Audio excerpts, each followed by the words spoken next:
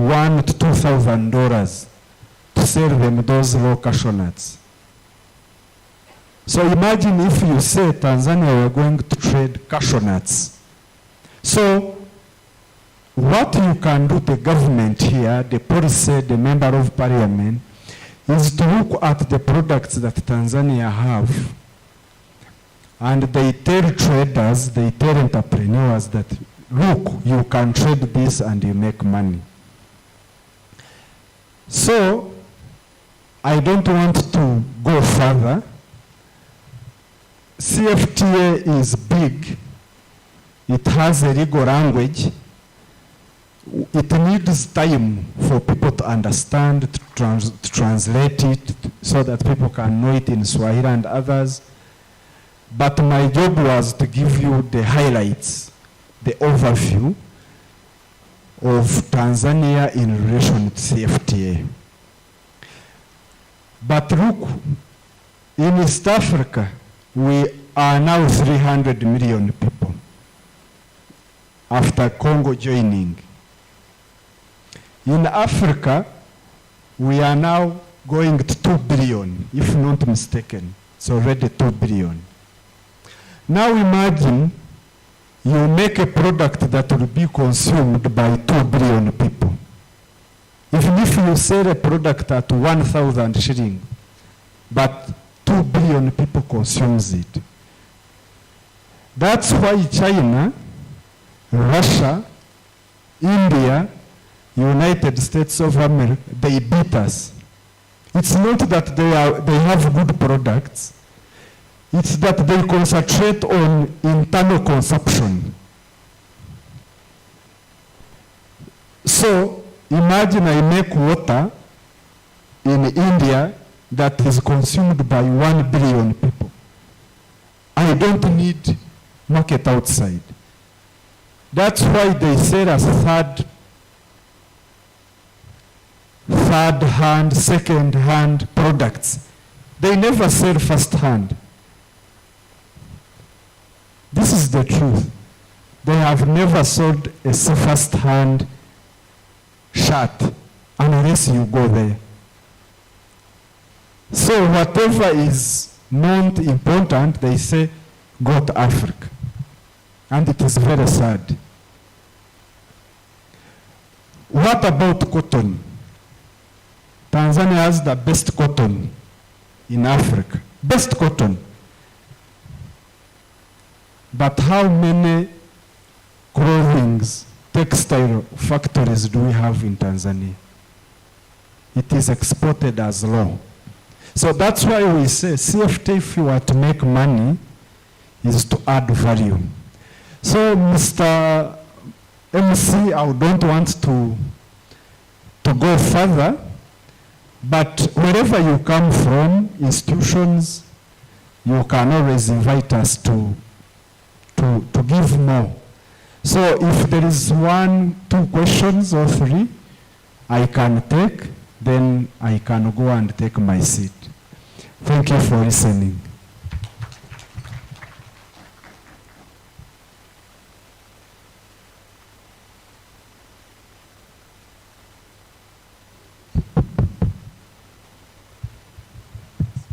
Kuna mtu yoyote ana swali hata kwa lugha ya Kiswahili au Kinyarwanda au kwa lugha ya Ruganda?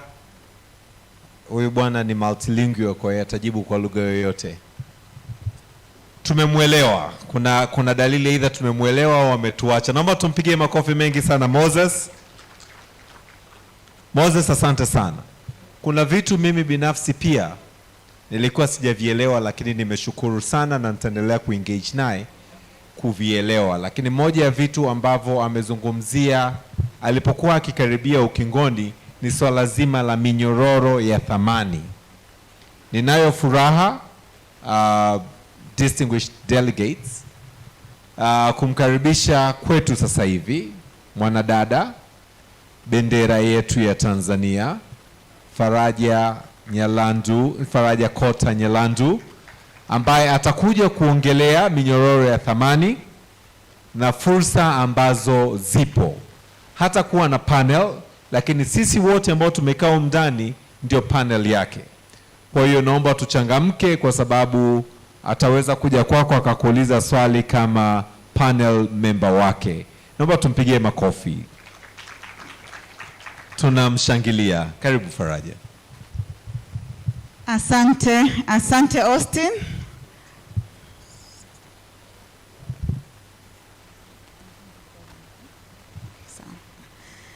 Habari za mchana. Jamani, habari za mchana. Bwana Yesu asifiwe. Salamu alaikum. Nilikuwa naongea pale nyuma na dada Florence, namwambia kuja kuongea baada ya ubwabwa ni mtihani. Kwa hizi salamu tu nimeanza kupata wasiwasi. Jamani vijana, mambo? Afadhali, mambo vipi? Kama nilivyotambulishwa, naitwa Faraja Nyalandu, ni mwanamke mwenzenu, na mwezi huu kwa kipekee kabisa tunasherehekea siku ya wanawake duniani. Wanawake oye! Wanawake oye! Tuko doro. Mbona kama si mwezi wetu? Basi kina mama oye! Wasichana hoi hai! Hoi hai! Hai! Nashukuru. Nimefurahi kwamba mazungumzo yangu yanakuja baada ya presentation aliyoitoa Moses, ambaye ameongelea African Continental Free Trade. Mimi kama mnavyonisikia nitakuja nitaongea na nyinyi Kiswahili. Kwa hiyo natumai zile dondoo alizozitoa kwa lugha ya Kimalkia mmezipata. Lakini mimi ninachotaka hasa kuongelea, tukisikia hivi vitu sijui EAC, sijui AfCFTA, tukisikia sijui ma EABC, ni kama vile ni vitu vikubwa sana. Wengi wetu tukiviangalia ni kama vile kuna EAC, kuna EABC, kuna AfCFTA, sijui kuna ma AF nini, lakini hayatuhusu. Ni kama vile kuna kina Baharesa, kina Modeuji, kina A to Z kwa huko Arusha ndio vinawahusu. Lakini hii mikataba inatuhusu mimi na wewe. Kila mtu inamhusu kwa namna moja au nyingine. Aidha unazalisha bidhaa ambayo itaingia katika soko, lakini lazima unatumia bidhaa ambayo inaingia sokoni. Kila mtu hapa anapiga mswaki, si ndio? Kila mtu ana sabuni anaoga, kila mtu anasonga ugali, si ndio? Na kila mtu anachukua chumvi anaweka, mafuta anapikia. Hizo ni bidhaa. Kwa hiyo nia kubwa ya huu mkataba ni kuunganisha hizi nchi zote za Afrika ziwe soko moja. Yule anayeuza akiwa yuko Tanzania aweze kuuza Kenya, aweze kuuza Zimbabwe, aweze kuuza Nigeria, aweze kuuza Ghana, aweze kuuza Madagascar, aweze kuuza Afrika ya Kusini. Hakuna tena mpaka kwenye soko. Kwa hiyo leo hii kama wewe ni mwanamke mjasiriamali unatengeneza peanut butter, ile siagi ya karanga, amini ya kwamba leo hii karanga yangu naweza nikaiuza Afrika ya Kusini. Amen? Inawezekana kwa sababu soko limefunguka. Badala kumfikiria tule mteja wa pale Matejo, sijui Sakina, sijui Njiro, sijui Usariva, kuna mteja wako yuko pale Harare, Zimbabwe, anakusubiri. Badala kufikiria mimi nitengeneze biskuti hizi nizifunge, hebu nijisogeze kidogo, hizi biskuti zangu, hii keki, hebu nijisogeze kidogo, hiyo biashara rasmi ili nikidhi vigezo niweze kuingia kwenye soko lipi? Soko la Afrika. Kwa hiyo huu mkataba ni kwa ajili yetu, umetufungulia Afrika. Badala ya kufikiria tu kwamba soko langu ni hapa Arusha, au soko langu ni Moshi, au soko langu ni Tanzania, au soko langu ni Dar es Salaam, au soko langu ni Afrika Mashariki.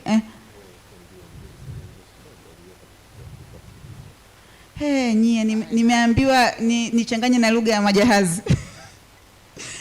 Asante Austin. The market is large. The market can suit any enterprise. The market is here to serve large enterprises, small and medium enterprises. The market can serve large corporations. The market can serve a single sole proprietor who is starting out as an entrepreneur. Tunachokiangalia, na ndio shida inakuja hapo. Na swali la kujiuliza, je, tuko tayari? Mkataba upo, serikali ya Tanzania imerasimisha, ni sehemu ya hayo makubaliano. Swali ni kwamba sisi hapa wa Tanzania tuko tayari? Tuko tayari kupata manufaa na faida za huu mkataba? Tuko tayari kwa bidhaa zetu kuingia sokoni na kushindana na bidhaa kutoka Kenya, kutoka Rwanda, kutoka Afrika Kusini, kutoka Nigeria? Tuko tayari? Bidhaa zetu zina ubora kama bidhaa za nchi nyingine? Ukiangalia Tanzania leo hii, asilimia kubwa katika soko letu ni bidhaa ambazo zinaingizwa nchini. Yaani ukiangalia kati ya imports na exports, sisi tuna import zaidi, tunaingiza bidhaa nyingi zaidi nchini. Afrika kwa ujumla ni soko la dunia nzima, ni soko la bidhaa za nchi nyingine. Unakuta kuna kina sing sang song song, si ndio? Kuna nguo kivaa, yani kutembea pembeni ya moto unaweza kawaka, yani ilivyokuwa plastiki. Yani sio Mturuki kama kufanya yake. Yani unaweza kuvaa nguo ukipita pembeni ya moto hivi unaweza kusikia unaanza kuyeyuka. Sisi ndo soko lao, ndo njia za Turki siku hizi tunazipenda. Mwenyewe hapa yangu ya Turki. Mchina, si ndio? Tumekuwa soko lao. Ukiangalia Tanzania, zaidi ya 80% ya bidhaa za ndani tunazotumia ni bidhaa za nje, import. Na katika vitu vingi sana tunavyo import, asilimia kubwa ni hizi manufactured goods. Ndio nimesema tunapiga mswaki, si ndio? Tunaoga, shower gel, sabuni, ni vitu vya kawaida kabisa. Kuingia pale store kwako jikoni, ukiangalia kabati lako, bidhaa nyingi unakuta kwamba ni za nje, sio za ndani. Tubadilike. Wajasiriamali mlioko humu ndani, mtuvushe kwenda kupambana na kuona nafasi katika hilo soko jipya. Lakini narudia tena, tuko tayari? Ukiuliza mfanyabiashara yoyote leo hii, changamoto yako hasa biashara ni nini? Naomba mtu anijibu. Changamoto yako ya kwanza ni nini kwenye biashara yako? Kuna wafanyabiashara? Dada tuambie. Mtaji. Changamoto ya pili? Masoko. Mtaji, masoko. Ya tatu? Leila, mambo?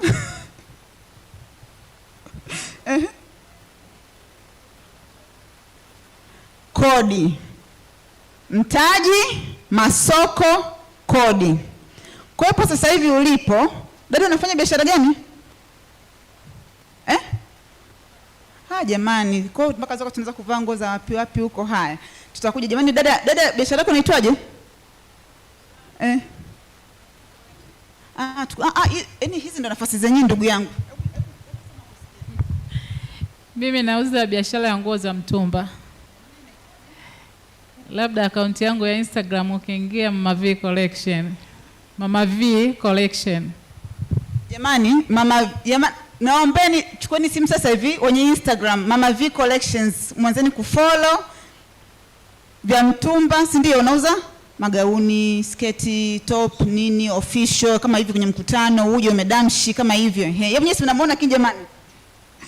Mama V Collections. Mama V Collections sasa hivi tukikupa mtaji, tukakufungulia soko sehemu, ukawa na kikao biashara na tukapunguzia kodi, utafikia hatua gani kwenye biashara yako?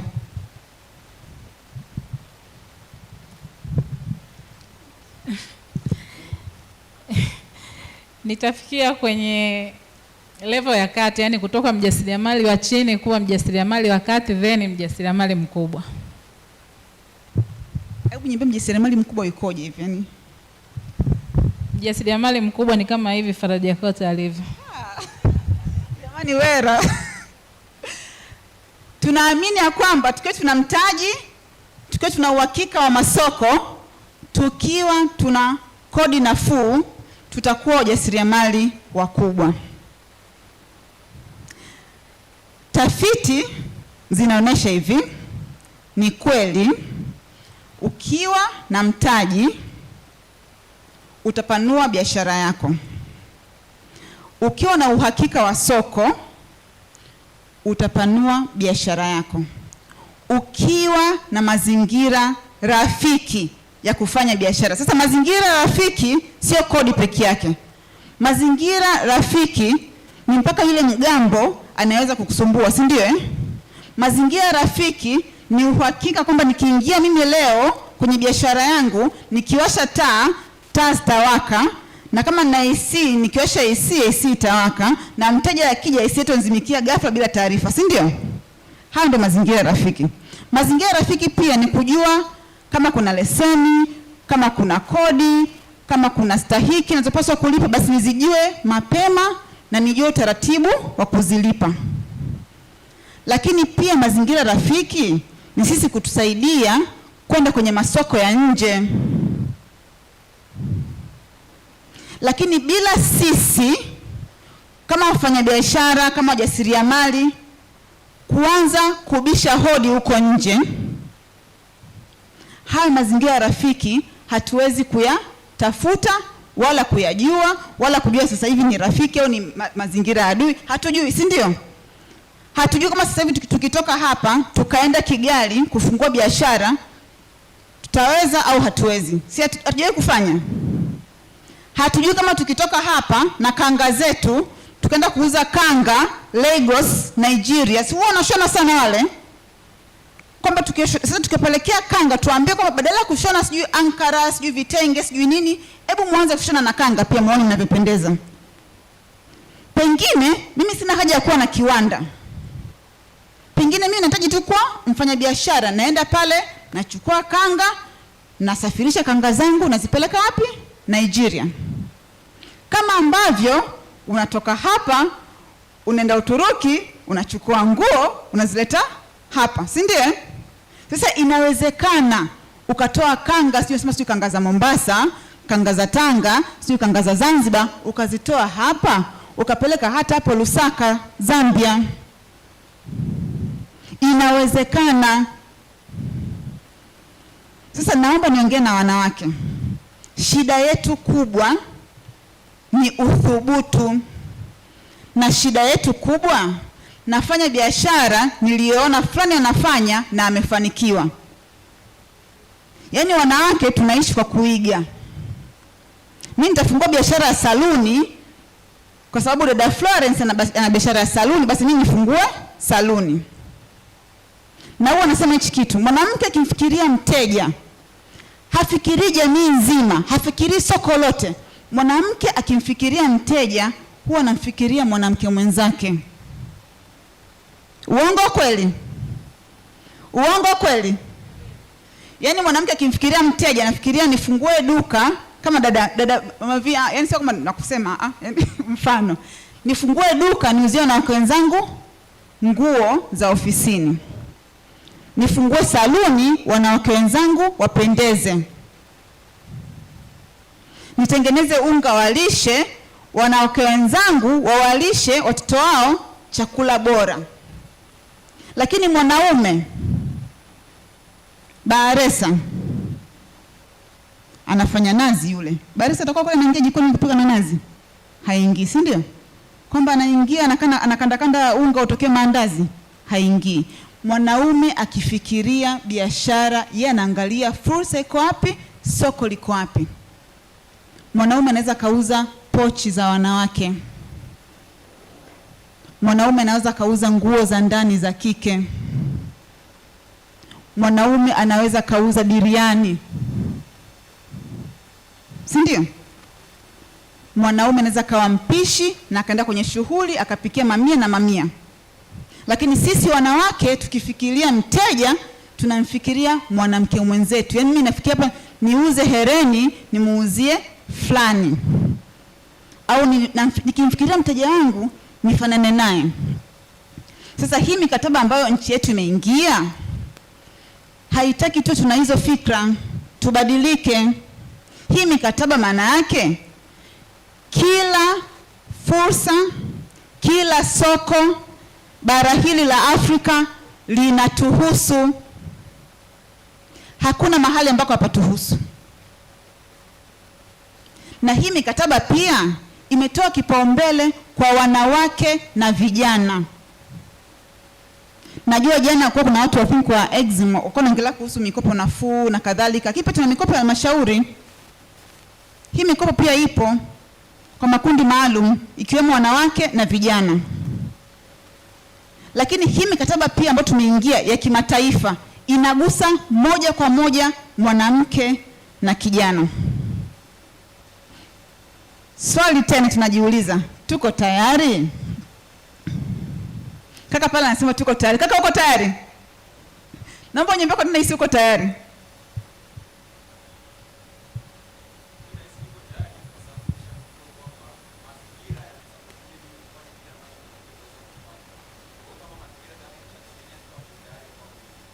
Nini kinakukwamisha? Au nini kinaweza kukukwamisha?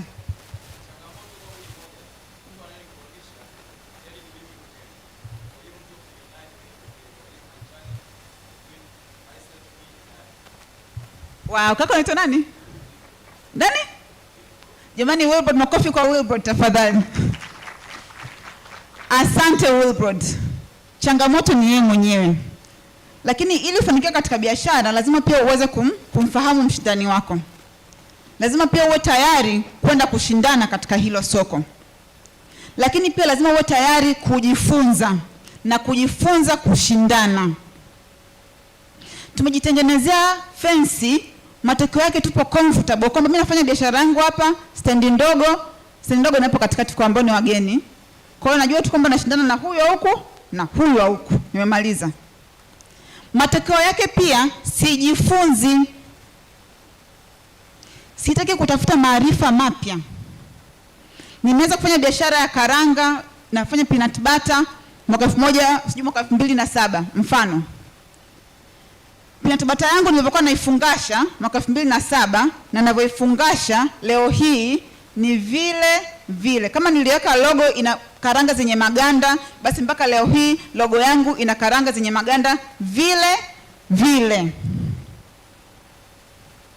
Kama nilikuwa natumia kifungashio kikopo, labda nilinunua shilingi 500 cha kawaida cha plastiki, mpaka leo hii ni kile. Cha kwanza kabisa, sisi kama wanawake tupo kwenye hizi sekta za uchumi tofauti, lazima ukubali kujifunza. Lazima tutafute haya maarifa na taarifa ili tushindane tukiwa na uelewa. Ukiingia kichwa ndugu yangu na mtaji wetu wa vikoba, umekaa umefunga macho na kufungua, mtaji huoni, bidhaa ndio hizo zimekujalia hapo, wenzako wanauza kila siku. Na huo ndio ukweli. Sababu kuna watu wanakaa, wanafanya research, wanajua soko likoje, mahitaji ya wateja yakoje, mteja anapenda nini, nimuuzieje, nimuuzie saa ngapi, nitumie mtandao namna gani ili mradi niuze. Kwa hiyo kama usipojifunza, usipokuwa tayari kutafuta haya maarifa, soko litakuacha umekaa hapo. Kwa hiyo kama wanawake, kama vijana, kuna mioyo mrefu sana katika hili soko. Sio lazima kila mtu aende shamba akalime. Kuna mkulima tunamhitaji. Kuna yule ambaye atatoa bidhaa pale shambani tunamhitaji, si ndio? Wale wachuuzi, dalali tunawahitaji. Kuna ambaye atachukua ile bidhaa ataifunga funga itakuwa juice, si ndio? Tunamhitaji. Kwa atakayetoa juice pale kwenye kiwanda kupeleka sokoni tunamhitaji. Kuna muuzaji wa jumla tunamhitaji. Na kuna yule wa rejareja tunamhitaji. Na zaidi ya yote kuna mteja tunamhitaji. Na kwenye huu mkataba alikuwa anaongelea Moses, uzuri wake ni kwamba hizi nyanja zote zimeelezewa na jinsi ya kuweza kuvuka hatua moja kwenda nyingine pia inaonekana. Kwa hiyo hata pale na Manga mpakani hapo palipo sasa hivi, kabla ya huu mkataba na baada ya huu mkataba ni tofauti kabisa. Kuna afisa biashara yuko pale. Nia na kazi ya huyu afisa biashara ni kukurahisishia wewe unataka kutoa mzigo wako hapa kwenda Kenya, sijui kwenda Uganda, sijui kwenda Rwanda, safari yako iwe rahisi. Ujue kwanza matakwa ni yepi, kitu gani uwe nacho, vigezo ni vipi, kama kodi ni zipi, kama ni vibali ni vipi, uvilipie. Kwa hiyo inawezekana. Mwanzoni ulipokuwa hujui, sasa hivi kuna watu wa kukufahamisha na kuna mikataba inakutengenezea mazingira ya kufanya hizo biashara. Lakini hata hapa ndani pia bado kuna ushindani. Mtu anaamini ya kwamba yeye akiwa na bidhaa yake ndogo, labda na bekari yake ndogo, anauza mikate, labda hawezi kushindana na Superloaf. Si kweli. Mkate wako wewe unavyoutengeneza, ile nia uliyoweka ndani mwako kuhusu mkate wako, kuhusu biashara yako, huwezi kulinganisha na mtu mwingine yoyote. Inawezekana hata recipe kafanana, kama tunaweka labda unga nusu kilo, maji vikombe viwili, sijui chumvi kijiko kimoja, ikafanana kabisa.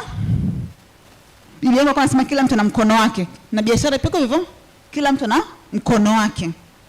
Kwa hiyo hata hapa ndani pia tusiogope kujaribu, kwa sababu kwenye hiyo biashara kuna fulani, mbona jamani mimi siwezi. Kwa hiyo nitengeneza sijui maji ya kunywa, nifanye biashara ya maji ya kunywa. Kuna Kilimanjaro, sijui kuna Meru Springs, sijui kuna Dasani, sijui, haijalishi.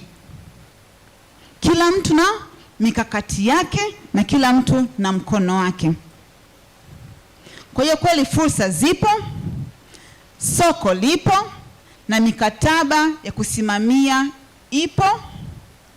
Kilichobaki ni sisi kuangalia naingilia wapi, naingilia kwenye engo gani, naingilia kwenye kuwa mchuuzi, naingilia kwenye kuwa na kiwanda, naingilia kwenye kuwa mfanyabiashara, natoa bidhaa hapa napeleka hapa. Vyote vinawezekana.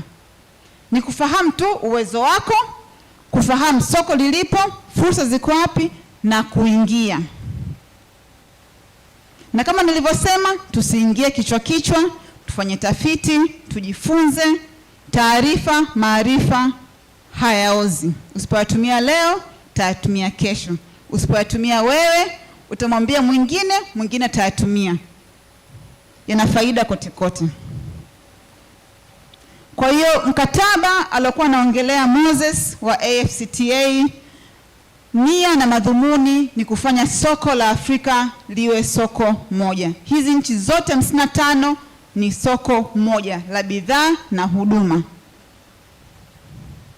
Watu tunawajua Afrika wako bilioni 1.2 billion, bilioni 1 na milioni 200.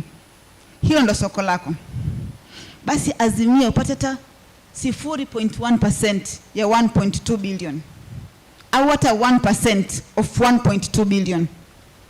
Hilo ndo soko lako. Kwa hiyo una soko la watu bilioni 1 na watu 200, una soko la nchi 55, kuna mikataba kukulinda na biashara zipo, ni wewe kuamua na kuangalia mlango wa kuingilia. Nashukuru sana. Naomba nipokee maswali. Mada yetu ilikuwa ni kuhusu wadau na value chain. Ilikuwa ni panel discussion, lakini baadhi ya panelists wetu hawapo. Kwa hiyo nikaona tuweze kuongea na niweze kuwafahamisha kwa ujuujuu kwa huu muda mchache nilokuwa nao, lakini pia tuweze kuona ambavyo hii mikataba ipo kwa ajili yetu. Nawashukuru na napokea maswali. Asanteni sana. Karibu.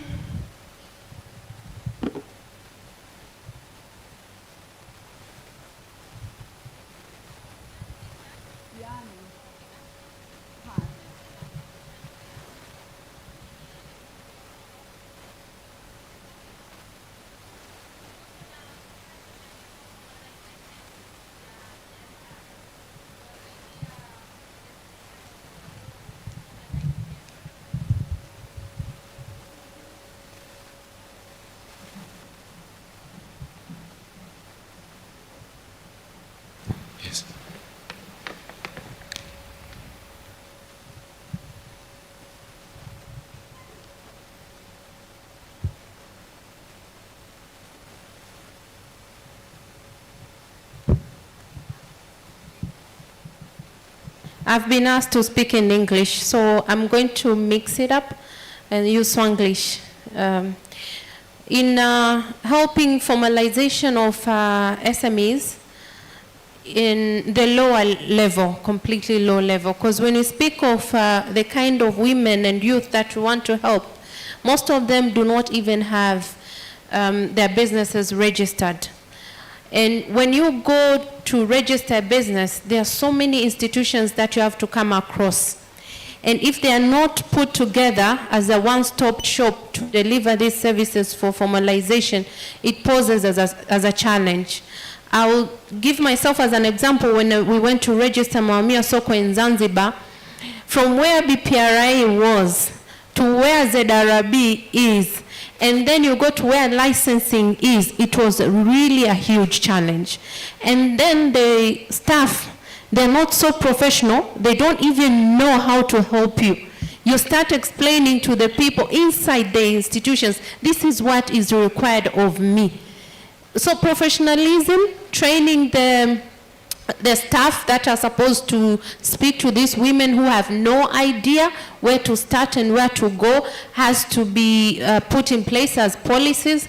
And I thank God in Zanzibar there's a one-stop center that we found there, but they had not advertised it completely. So as Maumia Soko, what we did was to document, we did a documentary, a video documentary of the whole one-stop center. We started with BPRI and ZRB, ZBS was there. Every institution that SME has to go through, we documented that and we shared it on our social medias, and we welcomed the whole panel. We had the whole panel of institutions, and we had 138 SMEs attending. And the aim was, we cannot market your products to other countries while you are not even qualified as a business owner to export your products. You don't even know where to go with your products. So it's very important for Africa, African countries to align themselves and put policies to have one-stop centers where someone can go and have their businesses registered. If it's certification of products, you have to know one-stop center of information that I can retrieve information about Kenya. What do I need to have to export or to sell to Kenya? And there's an issue of taxes. People do not know, but like you said, taarifa na maarifa. In fact, I was showing someone like this morning, saa 2:30 niliposti, taarifa na maarifa, tusiangamie kwa kuvikosa hivi asubuhi. Kuna research nyingi zimefanywa, afu zimekabidhiwa kwa wizara. Cross border business transactions zimefanyika. Na wakati wanafungua na kupokea ile report, niliattend kama nimetokea ZWCC, lakini nilifanyikia ZNCC, Zanzibar National Chamber of Commerce. Kuna information zinapatikana kwa kujiunga na hizi kama association kama Itawen, Chamber of Commerce tofauti. Kuna taarifa zinapatikana kule, tujiunge ili tuweze kujua wapi tunaweza kusaidika. Mimi siwezi kufanya marketing ya mtu anaenda kuuza bidhaa zake supermarket hana barcode. Atapata wapi GS1 barcode iweze kuuza kule? Hizi taarifa tujaribu kuziweka pamoja. Kuwepo na utaratibu, naongea Kiswahili sasa ili Kiswahili kieleweke. Kuwepo na utaratibu kwa kila nchi kuwa na one stop centers, sio tu physically na online, ili watu waweze kuzi-access, waweze kupata huduma mara moja tu sehemu moja. Mizunguko ni mingi sana ukiwa unataka kuformalize business ili tuweze kwenda kwenye ile eneo huru la Afrika. Thank you so much. I think that's a great idea. Thank you, and thank you for sharing your experience. And I think I had a particular experience which I was quite impressed with. For example, in Kenya, they have what they call Huduma centers. And at Huduma centers, you have all services regarding registering a business, finding out about your tax obligations, business license permits, whether you're in specific industry, maybe you're in manufacturing, you have to know the permits required for manufacturing. If you are in maybe horticulture, for example, you have to know about horticulture as an industry and all the necessary permits. So I think it's a good idea, and I hope that other countries in Africa will follow the example of Kenya and establish Huduma centers that can service citizens. But I also think, on the other hand, I think there are so many initiatives that women can be part of. I'm glad you've mentioned Tawen, you've mentioned ZWCC, and all of these initiatives are here to support women. We have Ndoto Hub, where I'm coming from. I did not introduce where I'm coming from. We have Ndoto Hub based in Dar and based here in Arusha, and the idea is the same. The idea is you go to these places to not only be inspired and to learn from other women, but to also find the necessary information for your businesses. And that is why you have to come out of your comfort zone, come out of your usual routine, and be ready to network, to be part of these initiatives, these interventions, these establishments where you can actually get support. What you find is that most women are doing business perhaps with their friends, or perhaps solo, or perhaps with familiar people from their neighborhood or from their community, but they're not taking advantage of all these opportunities that are out there that they can be part of and grow their businesses. And it's true. For example, in Tanzania, over 80% of the economy is run under the informal sector. So informal sector accounts for most of our economy. Most people that you find will be unemployed, and they will resort to informal sector, hata kama ni kuuza vocha, kama ni kuuza maji ya kunywa, just petty businesses, and they're not necessarily registered. And without having the right requirements, you cannot take over the market here in Tanzania, but also beyond Tanzania. So thank you so much for that contribution. Kuna swali jingine, nyongeza, maoni?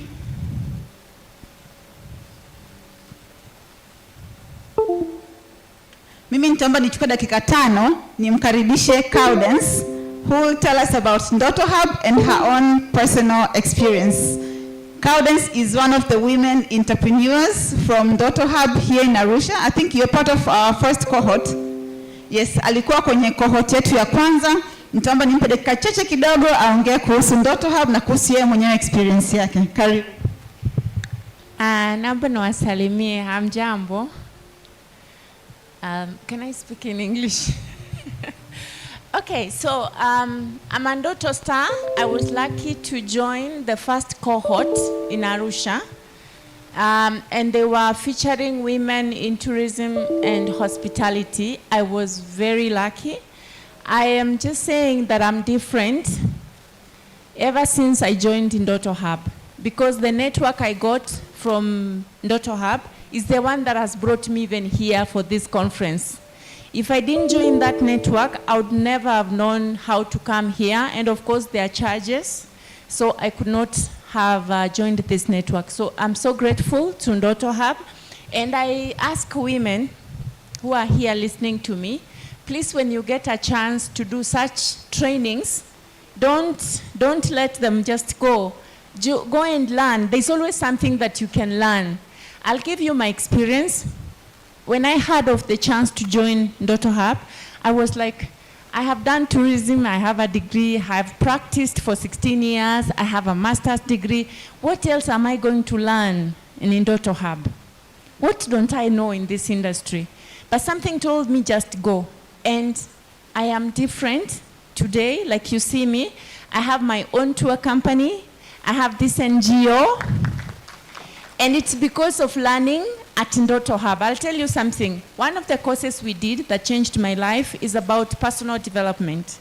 Sometimes how you package yourself, how confident you are. I cannot enter your head and know what you know. So you have to be confident. So Faraja taught us personal development, kujiamini. Wanawake sometimes sijui tunakuwa hatujiamini. So unakosa fursa kwa kutojiamini. Kwa mfano, wangapi wameongea tangu tuanze hii conference? Wangapi hata wametangaza biashara zao? Tulifundishwa pitching. Na Faraja sitaka nisahau, alituambia kitu kimoja ambacho tunasema wote Ndoto Stars. Alisema life is about pitching. Pitching ni kujitangaza kwamba mimi Cordence hichi ndicho ninachokifanya. Tutakubaliana kwa wote ambao tulianza pamoja hapa kwamba ni mara ngapi nimesimama nikaongea. Kwa sababu gani? Nilishafundishwa kujiamini, nilishaambiwa na Faraja maisha ni kutangaza unachokifanya, maana hakuna atakayejua kama huongei. Si ndio jamani? Na hii ndio kupata networks, kukutana na watu kama nyie. So jamani, nashukuru sana Ndoto Hub. Wamenikuza. Me, I always know I would not be here if it wasn't for Ndoto Hub. So thank you, Faraja, and may God bless you for what you're doing. Thank you so much, Cowdens. Cowdens is amazing. And so the opportunity is available for all women. Karibuni sana Ndoto Hub, Dar es Salaam. Karibuni sana Ndoto Hub, Arusha, na wasalimu katika jina la Jamhuri ya Muungano. Asanteni sana.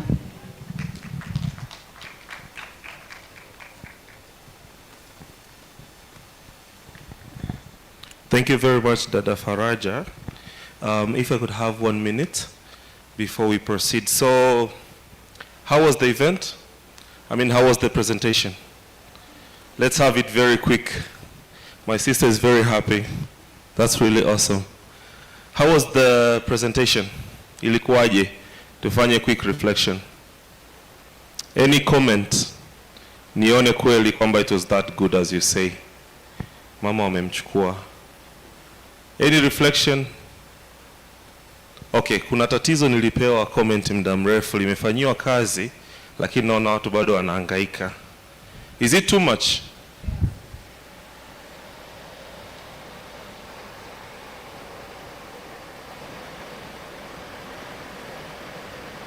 Okay, now it will get better. So, kuna mtu yote ambaye anataka kushare kuhusiana na session iliyotoka sasa hivi? Wewe umetoka kuzungumza. Skupi. Umeshasema Dada Faraja kakufundisha vizuri. Naomba wengine waseli na wenyewe kwanza. Kule.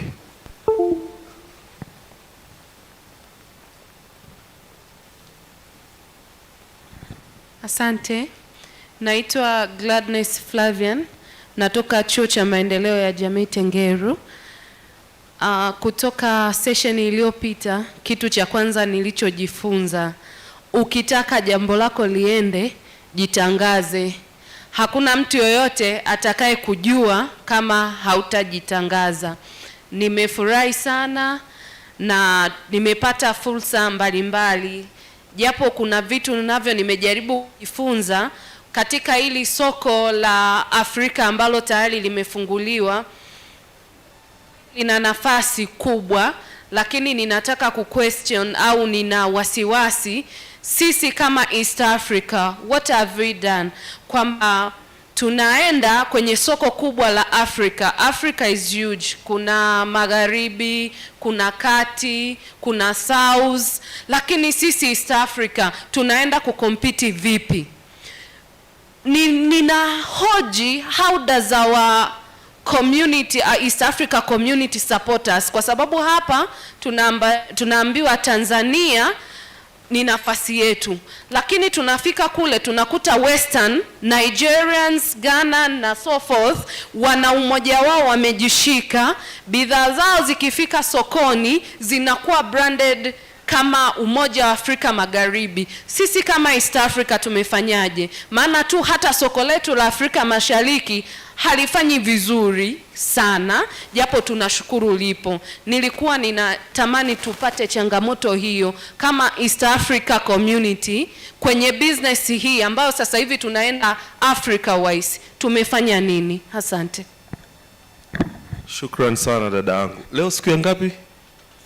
Siku ya pili. Ulikuwa hapo jana na ulisikia kuhusiana na West Meet East eh? Okay, great. Nikotaka ni confirm kwa sababu nakumbuka among the challenges tulizungumza jana, tulizungumzia hilo swala, na mimi binafsi ni country champion au country representative kwenye upande wa Independent Continental Youth Advisory Council kwenye masuala ya vijana, kwenye masuala ya AfCFTA. Na hizo challenge zipo kama ulivyosema, tumejipanga vipi, tunaenda vipi. Hata leo tumekuwa tuna baadhi ya conversations na baadhi ya exhibitors. Challenge ya kwanza ambayo naweza nikasema tunayo, na naisema kwa sababu tunatakiwa tuifanyie kazi sisi exhibitors, SMEs walioko mundani ni wangapi? Mtu yote mwenye SME, small medium enterprise, business ndogo ndogo, tunyoshe mikono. Okay, no, you're a startup, you're not an SME, you're a startup. SME, biashara ndogo ndogo,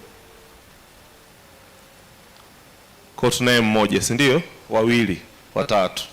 Haya, medium but small, zile ambazo zimetoka kuwa ndogo zikawa kubwa kidogo, tunyoshe mkono. Sijui mmeona eh? So tatizo la kwanza kwenye discussion tunazozifanya, kwenye mikakati tunayotengeneza, sio wahusika wanaoshiriki.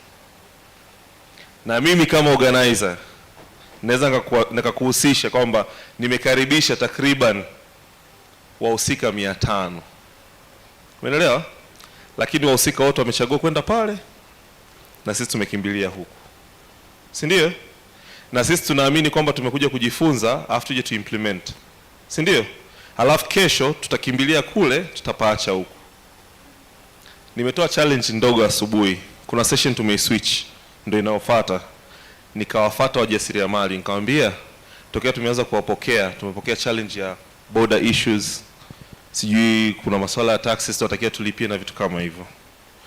Tunaomba wajitokeze 5 tuwaweke on the spot. They should share with us kwa sababu funders wako hapa, operators wako hapa, organizations ziko hapa. Come here and speak your problems. Let us document it kwa sababu si imefanywa in public, si event iko recognized. It took me 1 day and a half to convince someone to come here. A day and a half. Yaani tokea jana jioni tulivyofikiria hilo jambo mpaka leo, mpaka sasa hivi bado kuna watu wanakuja na kwambia I'm not so sure if I can be able to speak. Ukienda ukashika product yake mpaka unaondoka, wewe ndo utajisikia vibaya kwa nini hujajinunua. Kwa sababu atakavyo convince atatumia nguvu yoyote ile uweze kununua. Umeona? Kwa nadhani the first job that we all have is to be the ambassadors for this. Kwa sababu kuna challenge moja tunakutana nayo in most of the conferences. Tuko wazuri sana wa kulalamikia matatizo na ni wabaya sana wa kutengeneza solutions. Ndio maana jana kwenye session yangu mwisho nilisema we are not taking questions, we are taking comments and suggestions. Kwa sababu most of the events tukikaribishana tunakuja kutupa mawe. Na one of the challenges, most of us hatusomi, hatufuatilii, hatuangalii. Unaweza kuta policy ipo inayo support certain activity, lakini kwa sababu mtu hajawahi kufuatilia na hajataka kufuatilia, mwisho wa siku inaonekana kuna tatizo katika certain sector. Lakini in fact kuna kitu kimewekwa pale na kifanyiwe kazi. A very simple question. How long has this issue of AfCFTA imekuwa inaendelea within the continent? Kwa mtu yote anayejua. Nitakurudia. How long? Tuna muda gani tokea AfCFTA imekuwa introduced? Okay, now I understand what my MC said. Session before this one, kulikuwa kuna session inazungumzia AfCFTA, si ndio? Yesterday, the entire, from morning to evening, we were talking about the same thing, AfCFTA. Si ndio? And what I'm feeling right now, bado. Yani hata tuelekei. Si ndio? What is the problem? Tuanzie hapo. I'm waiting for my MC to be here as well. What is the problem? Let's discuss.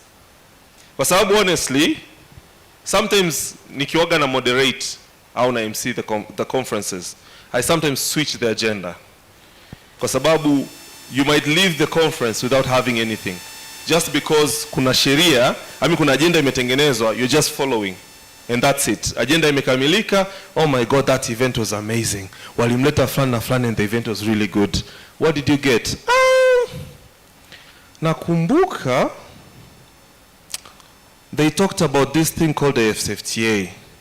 Hey, when did it start? They said the business is done. Tanzanians, Kenyans, Africa, yeah, we are all doing it, and that's it. Lakini no implementation, no understanding, nothing. Sindio? So before we throw the stone, let's discuss together, what is the problem? Karibu mama kule.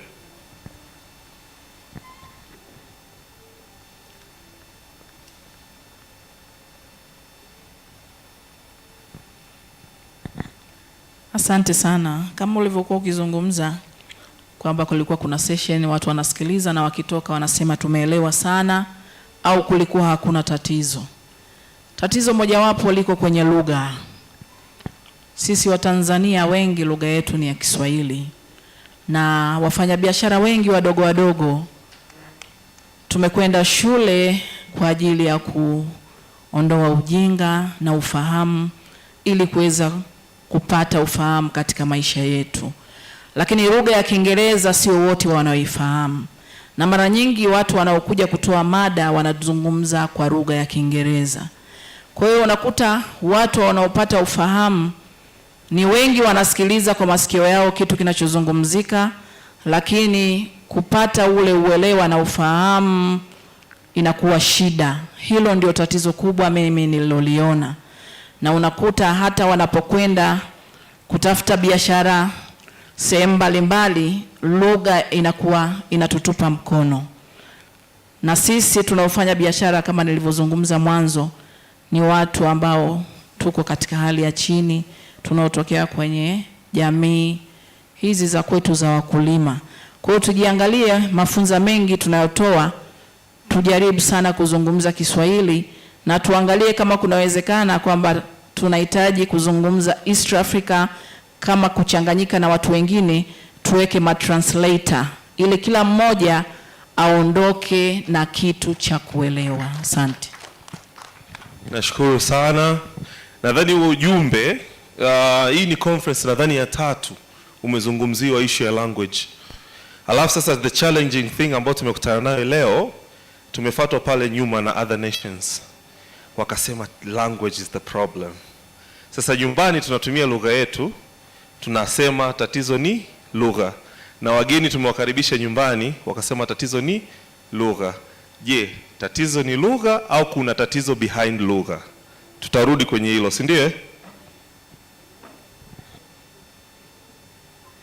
Hi, my name is Grace Roiro. So one of the things that I think is a problem is ignorance. Like, for example, what IMC asked about the FTA, and when we started, and we seem not to know everything. And when I listen to the speakers, especially Faraj and all who were here before, they have hubs where they're developing the skills of the young people. That means the young people have gone through school, they have a career, but that means they are lacking in skills that is making even our business not to grow. When I listen to the speakers up there, they're speaking about capacity building, they're speaking about empowerment. That means we have a sense of ignorance that is lying somewhere. When Ola said when people have graduates and they just get out and they do not wait for their governments, that means they are empowered to a level where their skills are helping them beyond the career. So that means even for the women who are doing business, it's an ignorance on some sort because of not going a further step just to get about information, about taxing, about everything, how to do business, because there are policies that protect the woman, they protect the young person in terms of business. When we listen to the people who are pitching and giving us presentations, there are fundings which are available. But do we know about them? We are so ignorant that we have not tapped into the information that has already been provided for us. So I think the the greatest problem is ignorance. Thank you. That's amazing. I have a very small question for clarification. You mentioned about capacity building, you mentioned about ignorance. So is it the problem of people not using the resources they're having, or is it us that we have to figure out how to build capacity for people?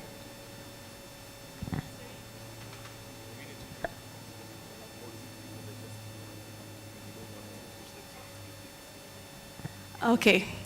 One thing I believe also with generations comes gaps.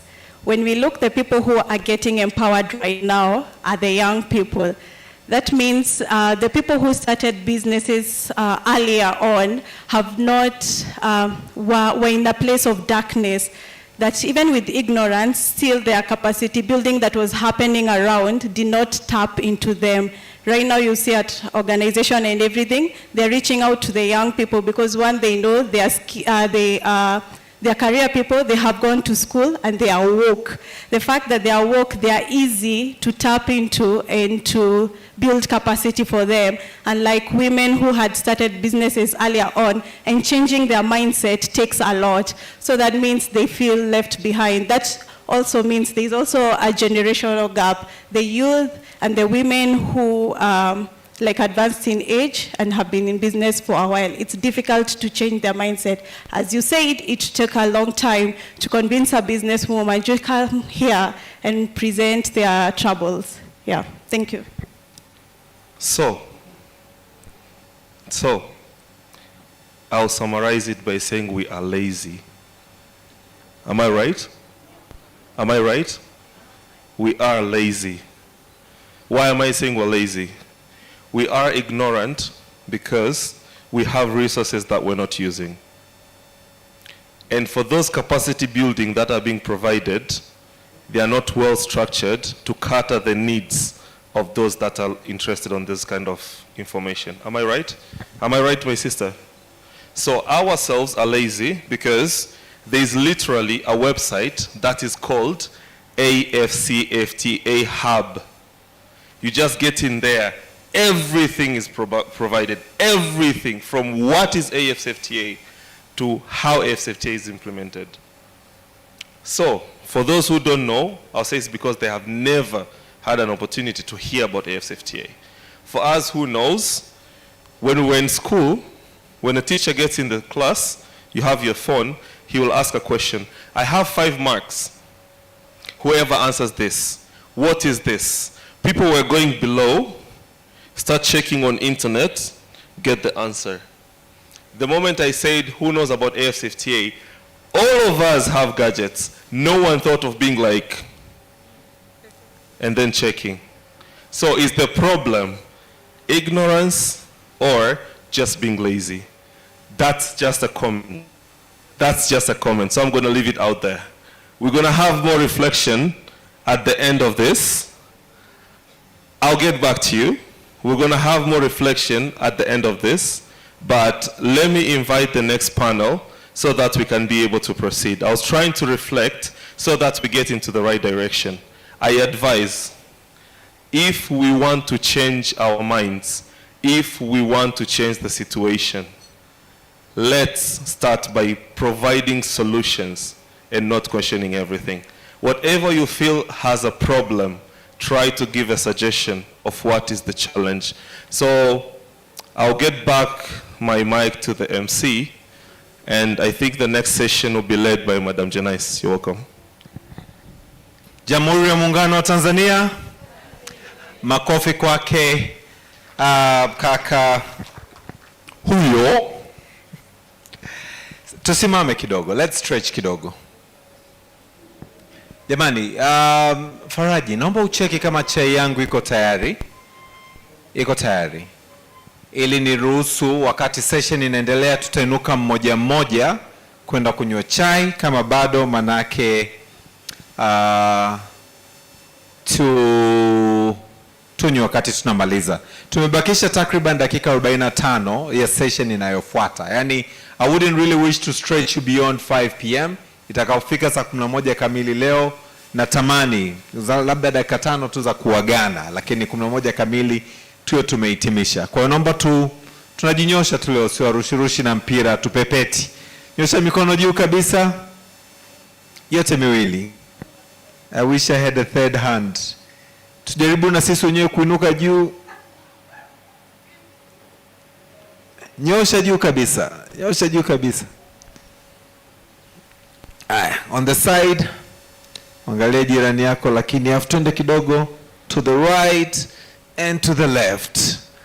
To the right and to the left. Tugeuke nyuma, tuzunguke mara moja, mduara mmoja.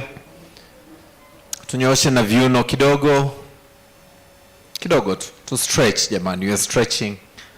Kama umevaa suruali and you're comfortable, unaweza kunyanyua mguu na huu mwingine na huu mwingine. Very good. Naomba tujipongeze. Asante. Naomba sasa kwa heshima kubwa sana nimkaribishe Janice, nikiwa namshukuru Faraja kwa kutuongozea session iliyopita vizuri. Janice anakuja kuongelea nafasi au jukumu la sisi biashara ndogo ndogo na zakati katika kutekeleza protocol ya soko huru la Afrika. Lakini yeye anakuja kuwaongoza wachangiaji wafuatao. Naomba tumpigie makofi Ms. Sporanjau. Sporanjau, popote ulipo. Karibu sana. Kama mnakumbuka mchango wa Wachina, sasa hivi tunakuja kuupata live sasa. Karibu sana Ms. Sporanjau. Lakini Finis Elias yupo? Karibu sana, naomba tumpigie kaka Finis makofi. Mbona makofi yanakuwa adimu na tumenyooka jamani sasa hivi. Mheshimiwa Pamela, Honorable Pamela. Karibu, please come take your seats. There are steps this side. Naomba tumpigie Mheshimiwa Pamela makofi, mbunge wetu huyu wa bunge la Afrika Mashariki. Tunashukuru sana. Na mwisho lakini sio kwa umuhimu, naomba nimlete mbele yetu Floreta Masawe. Naomba tumpigie makofi. Floreta yuko wapi? Where is Floreta Masawe? She will join the stage. Agnes, my dear sister from Kenya, dealing with beautiful leather products, pia atajiunga wakati session inaendelea. Naomba sasa tumpigie makofi Janice. Yeye ni Regional Coordinator wa East Africa Women in Business Platform.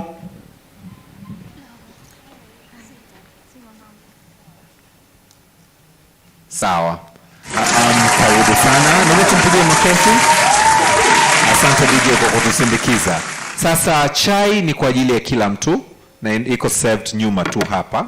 Kwa hiyo endapo utajisikia panda pale juu. Endapo utajisikia, ni kuombe dada mheshimiwa uje ukae hapa. Alafu kaka ukae hapo, alafu Janice atakaa hapo. Very good. Nataka tukipiga picha zitoke vizuri sana.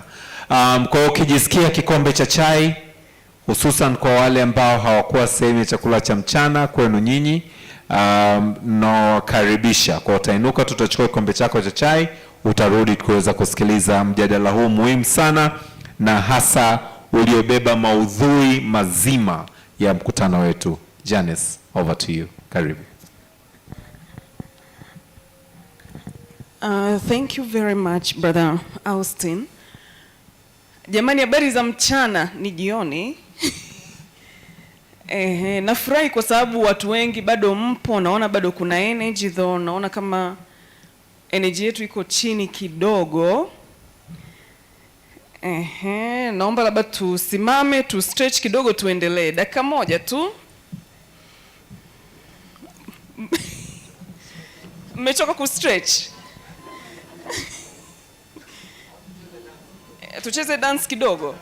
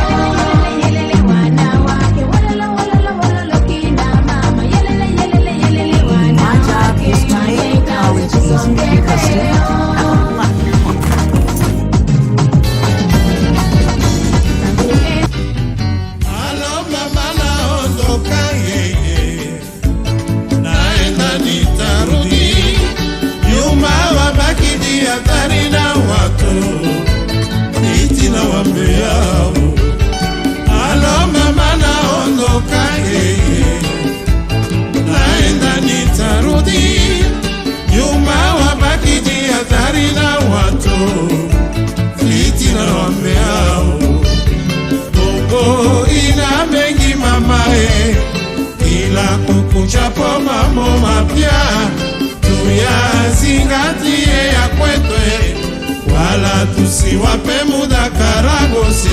Bongo ina mengi mamae, ila kukuchapo mambo mapya tuyazingatie ya kwetu, wala tusiwape muda karagosi.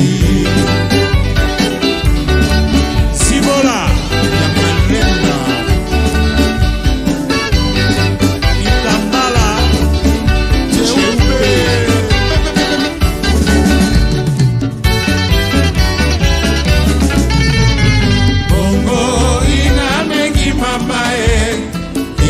kukuchapo mambo mapya tuyazingatie ya kwetu, wala tusiwape muda karagosi. Bongo ina mengi mamae, bila kukuchapo mambo mapya, tuyazingatie ya kwetu, wala tusiwape muda karagosi.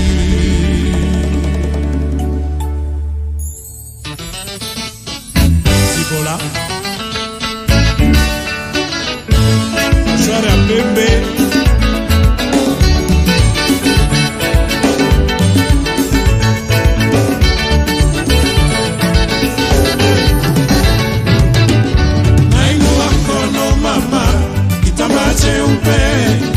ishara ya mapenzi mama, Zibola, wewe na Zibola mama, wangu na moyo, hayo telitisa tu, moja za pekee, nainua mkono mama, kitambaa cheupe, ishara ya mapenzi mama, Zibola, wewe na Zibola mama, wangu na moyo, hayo telitisa tu, moja za pekee. Mama Zibola Yaya Zibola nainua mkono mama Zibola mpenzi wangu, kitambaa cheupe sherie Zibola nainua mkono bibia Zibola sheri wangu yapetera kidole nono Zibola sheri Zibola no Zibola wewe na Zibola mama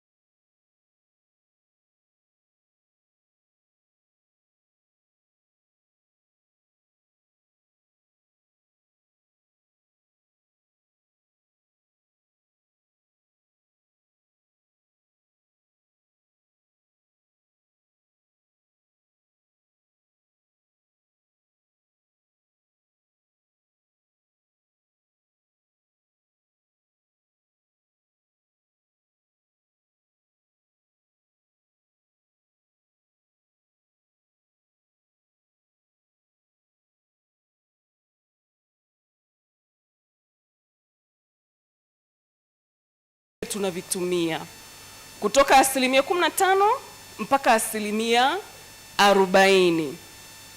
Mbele yangu hapa na wadau ambao wako kwenye panel ambao na uhakika wana nondo za muhimu sana za kutusaidia. Honorable Pamela ni champion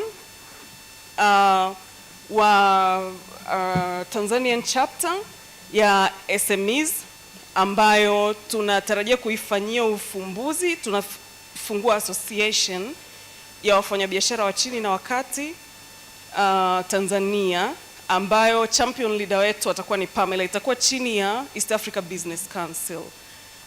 Tuna dada FORA, nimefurahi sana, ulikuwa na ekaeka mpaka za kufika Mount Meru, but she made time, amefly kutoka Dar es Salaam kuwa na sisi hapa. Ni mfanyabiashara mkubwa sana, mnamuona hapa ni mdogo mdogo, ana umbo dogo, lakini amefanya biashara kwa muda mrefu. Ni kati ya success stories ambazo tunazo.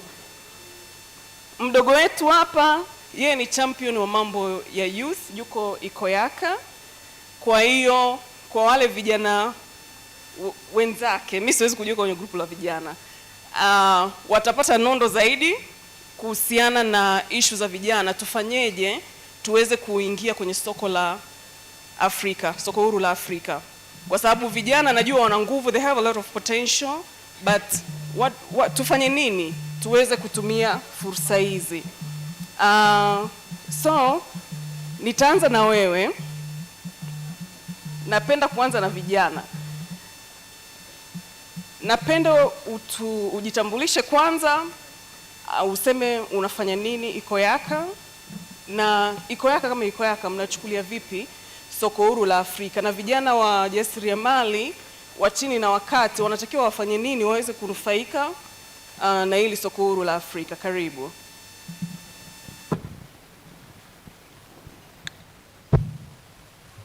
Okay, asante sana Janet. Kwa majina yangu naitwa Finus Elias. Mimi ni director wa finance kupitia Ikoyaka Tanzania. Maana Ikoyaka ni Independent Continental Youth Advisory Councils, ambayo hii inakuja, naweza nikasema ni kupitia mfumo wa vijana, kupitia implementation ya Africa Continental Free Trade. Tuliona imefika mahali sasa kwa vijana kujiengage fully, kwa vijana kushiriki kamilifu kupitiana na implementation na agenda ya Africa Continental Free Trade, ndipo ambapo ilianzishwa Ikoyaka Independent Council kwa ajili ya vijana. Na kikubwa zaidi kinachofanyika ni participation, nafasi ya kushiriki, kwa sababu tukizungumza implementation ya Africa Continental Free Trade tunaangalia kikubwa ni nafasi ya kuuza bidhaa nje, export, kwa sababu the simple way, namna pekee ambayo unaweza ukasema Africa Continental Free Trade is exportation, ni mfumo wa kuuza bidhaa kwa nchi za nje. Kwa hiyo hicho ndio kikubwa ambacho tulianza, lakini nitatoa tu nafasi ya namna ambavyo vijana tunashiriki, lakini pia nafikiri hii inaweza ikawa kama ni call to action au nafasi ya kuwaita baadhi ya vijana ambao wana participate hapa, namna gani ambavyo wanaweza pia wakashiriki wenyewe kupitia Ikoyaka, kwa sababu ni chama na ni sehemu ya sisi pia kushiriki. Kama Ikoyaka mpaka sasa hivi tumefanikiwa katika sehemu baadhi katika kuwakilisha mfumo wa trade kutoka Tanzania pamoja na nchi nyinginezo. Mojawapo naweza nikasema, sidhani kama tunafahamu, lakini nchi kama ya Malawi ni nchi ambayo wana struggle sana kupitia mfumo wa mchele rice, na nafikiri Moses pia aligusia hapa, nilikuwa namsikia, one among the best countries tuna produce mchele mzuri, mchele unanukia vizuri ni Tanzania. Na sisi tuliona fursa kama vijana tukaweza kujiengage fully, na ilikuwa ni rahisi kuweza kusafirisha kwa Malawi kupitia mfumo wa mchele, na kama SMEs tayari tulishirikiana na baadhi ya SMEs katika kujiengage fully na it was successful. Kwa hiyo hii ni ishara tu ya kwamba kumbe one among the biggest implementation ya Africa Continental Free Trade, hata vijana pia wana uwezo wa kushiriki. Sasa hivi tuna mpango kama vijana kupitia Ikoyaka at least kusafirisha container moja au mbili ya mchele kwenda Malawi, lakini pia na fursa mbalimbali ambazo zinajitokeza. Kwa hiyo the thing is, nafasi iliyopo ni kubwa sana kwa vijana kuparticipate na kucontribute kwa nafasi hiyo. Kwa hiyo nafikiri kwa nafasi ya kuweza kukua kama biashara ndogo ndogo, vijana pia tumeanzisha platform kupitia Ikoyaka ambao tunaweza tukaconnect. Maana yake ni kwamba sio lazima sisi to be involved, lakini sisi tunaweza ikawa ni sababu mojawapo ya kuwasaidia. Mfano, sasa hivi kuna watu wengi sana ambao wanapata shida katika kusafirisha bidhaa, sana katika borders, sana ya hapa na Manga, lakini kutokana na platform tulionayo ni njia mojawapo ya sisi kama Ikoyaka Independent Continental Youth Advisory kusaidia wafanyakazi wadogo katika kuweza kusafirisha bidhaa, na at least kuwa na ule awareness, kwa sababu the biggest problem sasa hivi hasa katika vijana ni ile awareness ya how does Africa Continental Free Trade operate, namna gani ambavyo inafanya kazi na namna gani ambavyo kila kijana anaweza kushiriki kikamilifu, lakini pia kuona yale matokeo chanya ambayo tunatazamia. Kwa hiyo mimi nafikiri kwa vijana walioko hapa, lakini pia the biggest thing nafikiri ni katika nafasi ya kuweza kupata hizi taarifa ambazo tunazipokea, inaweza kuwa ni msingi pekee wa sisi kuendelea kuweza kuproduce zaidi na kupata benefit.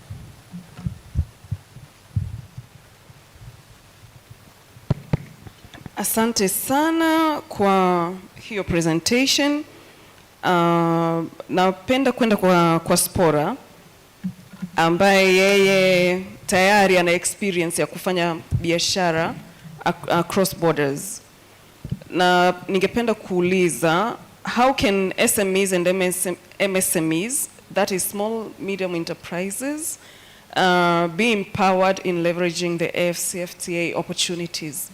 Je, wajasiriamali wadogo na wakati wanatakiwa wahamasishweje au wasaidiweje ili kuweza kunufaika na soko huru la Afrika? Karibu.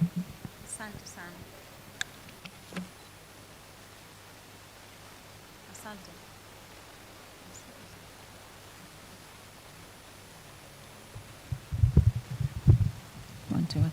Asante sana. Mimi naitwa Irene Spora. Mimi ni mjasiriamali kama alivyosema. Nafanya vitu vingi kwa kweli. Nimeanza biashara nikiwa mdogo sana. Nikisema nianze story yangu ya biashara tutalala hapa. Labda niongelee biashara yangu ya mwisho sasa hivi. Sio ya mwisho, the last one. Mimi nina kiwanda natengeneza mirija ya kunywa juice, lakini mirija ya karatasi. Okay?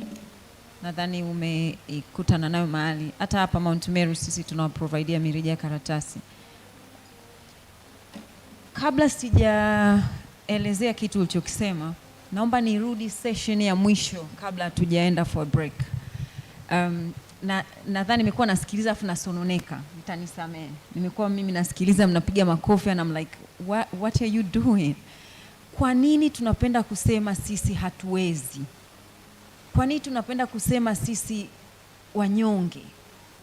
Naona kama ni lugha inatumika sana sana sana kwa sisi vijana, kwa sisi wa Tanzania. Hatuwezi, hatuna nafasi. Kuna kijana pale leo ameulizwa swali, anasema kosa langu ni mimi, ana blame himself at that age. Kuna dada pale amesema hatuwezi. Ni lugha mbaya sana, na naomba labda leo mkitoka hapa ikatae kabisa. Say no to that. Kwa hiyo nataka ninavyoanza kuongea mimi, kichwani kwako uweke kitu kwamba unaweza. Hakuna tofauti yako wewe na Mchina kama tunavyoambiwa. Mchina hawezi kuja kijini kwako akajua tatizo lako kuliko wewe, asikudanganye mtu. It's just an opportunity atupewi. Ni fursa tu tumenyimwa. Sijui kama mnanielewa. Kwa hiyo tuanzieni hapa.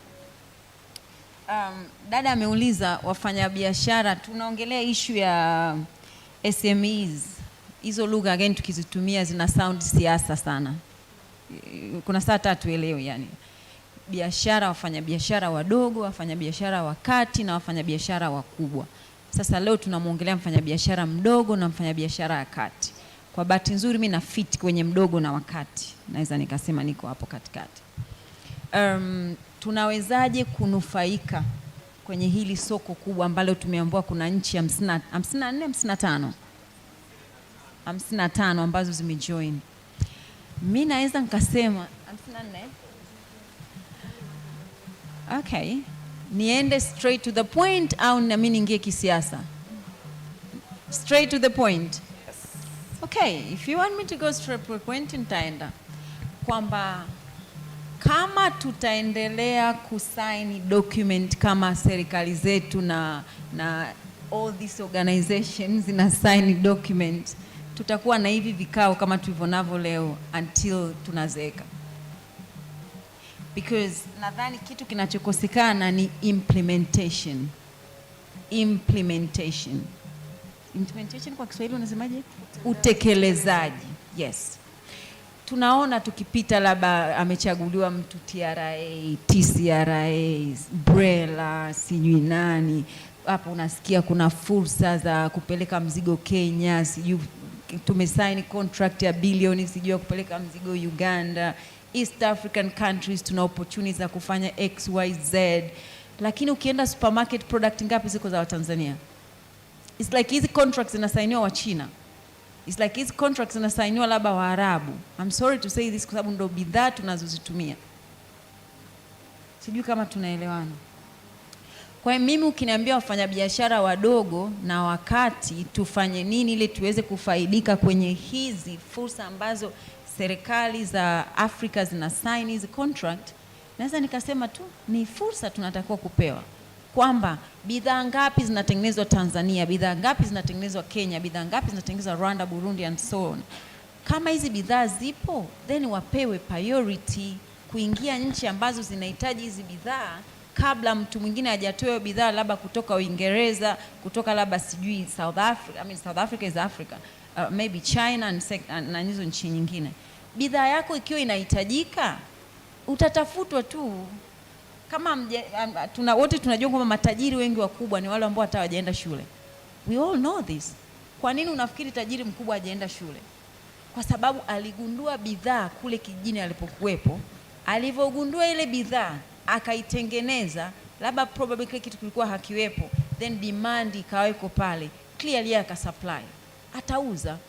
Kwa hiyo ina maana wewe dadangu pale ukitolewa na bidhaa yako, ukapewa fursa ile bidhaa yako ikawa labda Shoppers, Village, sijui Smart Buy and all this supermarket, ikawa bidhaa yako labda ni mafuta labda ya usoni yako au sabuni.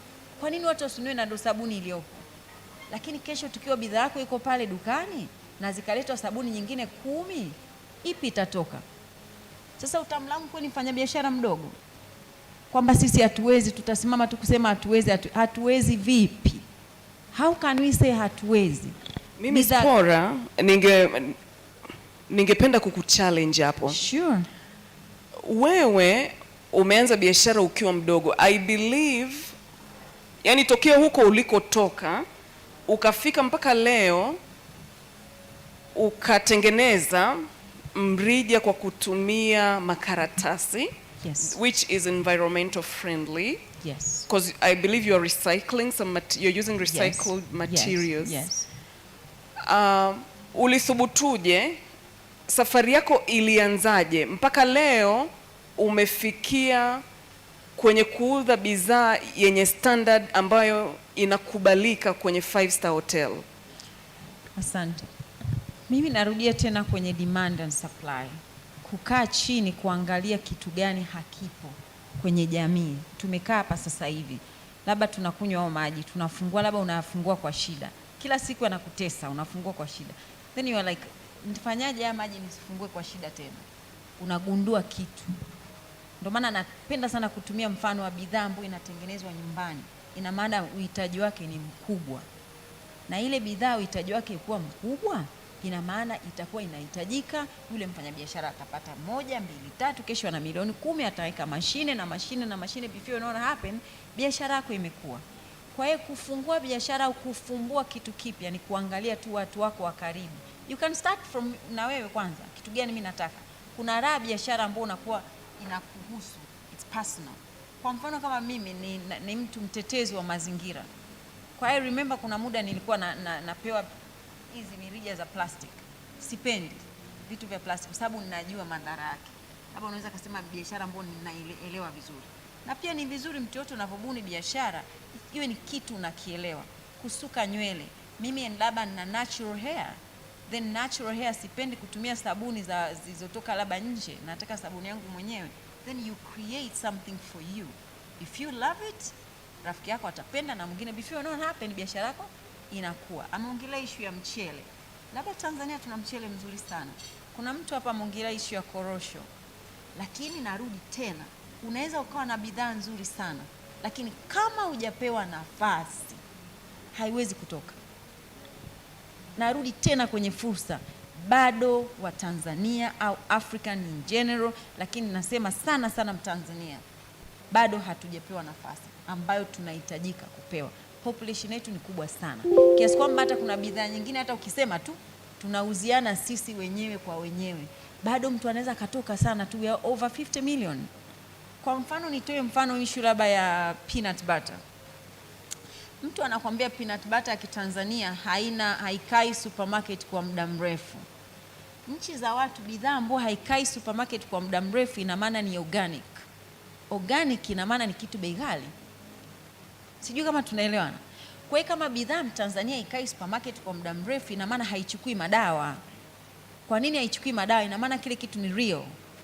Ukikiweka kitu madawa kinakuwa na madawa mengi, kwa hiyo kinaweza kikata mwaka mzima. Una juice unaweza ukaweka kwenye shelf hata mwaka mzima isiharibike.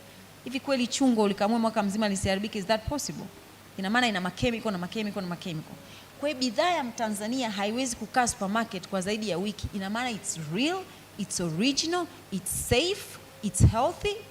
Lakini who is there kusema kwamba hii bidhaa ni real, ni self, ni healthy and everything, and is expensive?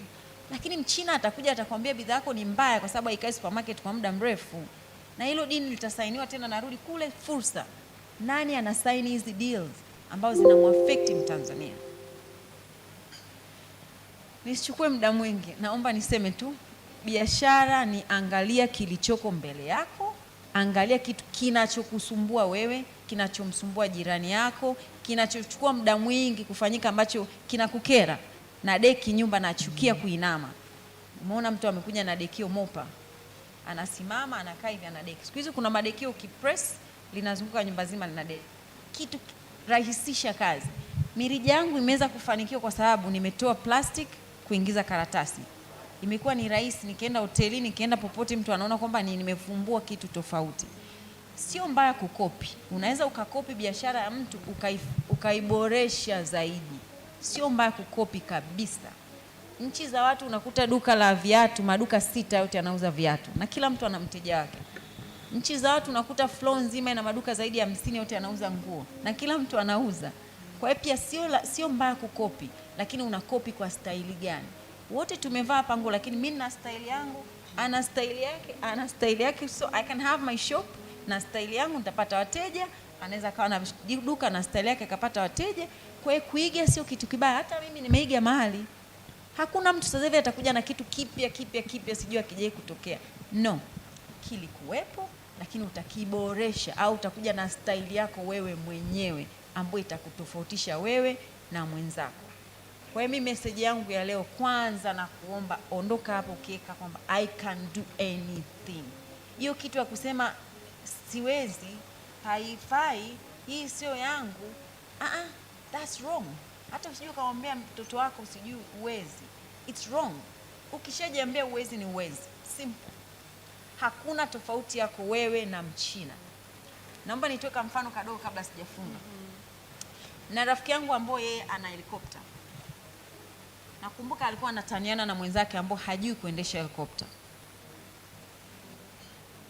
Anamcheka mwenzake hajui kuendesha helikopta.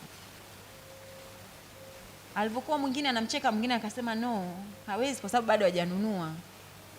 Nikakumbuka mimi nimetoka kijijini kabisa. Yaani mimi mtoto wa kijijini kabisa.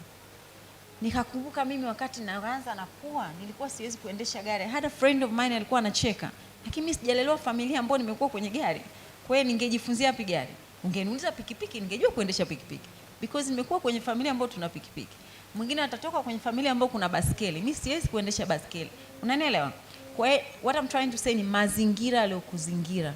Sio ushamba, sio kwamba hujui. Kile ambacho kiko pembeni yako, kile ndio biashara yako wewe. Yaani hata usihangaike sijui wafanye kilichopo pale ambacho wewe unakitaka kukitumia, wewe unakitaka kukirahisisha. Labda ni linguo upendi kubanwa, unataka nguo yako iwe free. Kuna jirani naye apendi kubanwa. Labda ni brand, mwanamke unataka brand ambayo itakukaa aina fulani. That could be your business. Na wala usijali kwamba haijawahi kutokea, amna mtu anafanya, it's new. The fact that unakihitaji, hivi hujawahi kusikiza radio, ukasikiza TV au kitu ukaona kama mbona mtu anaongea na mimi, mbona kama ametumwa. Unaelewa? Au watu wanaitwa sijui watabiri, sijui wafanye nini, I'm sorry to say this. Anaongea kitu ambacho kina relate na watu. Ina maana ninachowaza mimi unaweza kukuta nao unawaza. Kwa hiyo ukikifumbua, the next day mimi ni mteja wako. Yule pale ni mteja wako. Yule kule ni mteja wako. Lakini umefuata moyo wako. Na waomba wa Tanzania, dada zangu, kaka zangu, wadogo zangu, toa mentality ya siwezi, sisi hatuwezi, hichi sio cha kwetu, hichi sio ni nini. No, there's nothing like that. Asante sana Irene. Naona highlight, tutachukua maswali baada ya session. Highlight vitu viwili vya muhimu. Kwanza, uthubutu. Yes, everything is possible. Yaani tunatakiwa tuwe wathubutu wa kufanya vitu. Sio unaona mtu fulani amefanya, you look at them, it's like labda wako privileged ama kuna maisha fulani wamepitia wameweza kufika pale. Kila mtu ana nguvu ya kufanya kitu na kikawa na mafanikio, kikawa successful. So we need to be daring. Yani let's try and do things, like try different businesses, try do different things, be creative. Swala lingine ameliongelea ni ubunifu. Anatengeneza mirija ya karatasi. Yes, ameona kuna mirija ya plastiki. Je, mirija ya karatasi inakuwaje? I'm sure you had seen the idea somewhere else. And then you're like, okay, let me improve on this. Ukaanza kuexperiment, unakata mirija ya watu sana, unaangalia hapa nikinywa hii inakuwaje. Akaweka mirija yake, akajua okay, akatafuta wataalam, akajua wanishauri hapa nifanye hivi. Leo hii yuko hapa na supply mirija mpaka kwenye 5-star hotels. Kwa hiyo nadhani usubutu, creativity. Alafu sio kwamba mtu anatengeneza, mimi natengeneza mfano, natengeneza unga wa dona. Mtu mwingine yani sawa, na mtu mwingine anatengeneza unga wa dona. Mwingine anaweza akachukua ile dona akaongeza unga wa muogo. Ni unga ule wa ugali, lakini una ingredients tofauti. Mwingine anaweza akachukua unga wa dona, karanga, akachanganya na dagaa, katengeneza unga lishe. Mwingine akaongezea ulezi, hivyo. Kwa hiyo kila mtu akija akiangalia ile kitu sawa, wote tunauza unga, lakini kila mtu anahitaji lake. Mimi nataka unga wangu wa ugali ni unga wa dona peke yake, sawa, nitachukua. Nataka unga wa uji ni unga lishe, nitachukua. Unaelewa? Kwa tuwe na ufumbuzi, tuwe ni watu wa kufumbua vitu. Without taking much time, naomba nimkaribishe Pamela. Pamela, tunataka kufungua association ya SMEs Tanzania. Kwa nini tunataka kufungua association ya wafanyabiashara wadogo na wakati Tanzania? EABC EWIP wamegundua nini? Na kwa sababu sisi tunafanya kazi kwenye nchi zote za jumuiya, nchi nyingine ambao wana hizi association at national level zimewasaidia nini? Karibu. Asante dada Janice. Kama ulivyotangulia kusema kwamba EABC iliniteua niwe champion wa uanzishwaji wa hii federation ya SMEs kwa upande wa Tanzania. Baraza la Biashara la Afrika Mashariki ambalo linafanya kazi kama msimamizi mkuu na champion wa wafanyabiashara wa jumuiya limekuwa likifanya tafiti mbalimbali. Lakini katika tafiti hizi limekuja kugundua ya kwamba kuna mambo muhimu na makubwa ambayo tunayakosa sisi kama wanajumuiya ya Afrika Mashariki, hasa nyakati hizi tunapoelekea kwenye soko huru la Afrika. Kwa sababu sasa hivi tuko pamoja na kwamba tuko kwenye ajenda ya kusukuma kwamba tufanye biashara ndani ya Jumuiya ya Afrika Mashariki, lakini fursa iliyoko kwenye soko huru la Afrika ni kubwa zaidi. Na kwa sababu wametambua hilo, wakafikiri ya kwamba ni vizuri kila nchi ikawa na focal point ambayo inasimamia wafanyabiashara wadogo na wakati. Na kwa kuanzia nchi ambazo tayari zilifanikiwa kuanza hizi taasisi zinazosimamia wafanyabiashara wakubwa wadogo na wakati zimeshaonyesha tayari kupiga hatua. Kwa maana ipi? Kwanza kabisa hiyo platform inawasaidia wafanyabiashara kutambua fursa zilizopo ndani ya jumuiya na vile vile kutambua fursa zaidi ambazo ziko nje ya Jumuiya ya Afrika Mashariki, kwa maana ya fursa ambazo zinatolewa sasa ambazo ziko chini ya AfCFTA.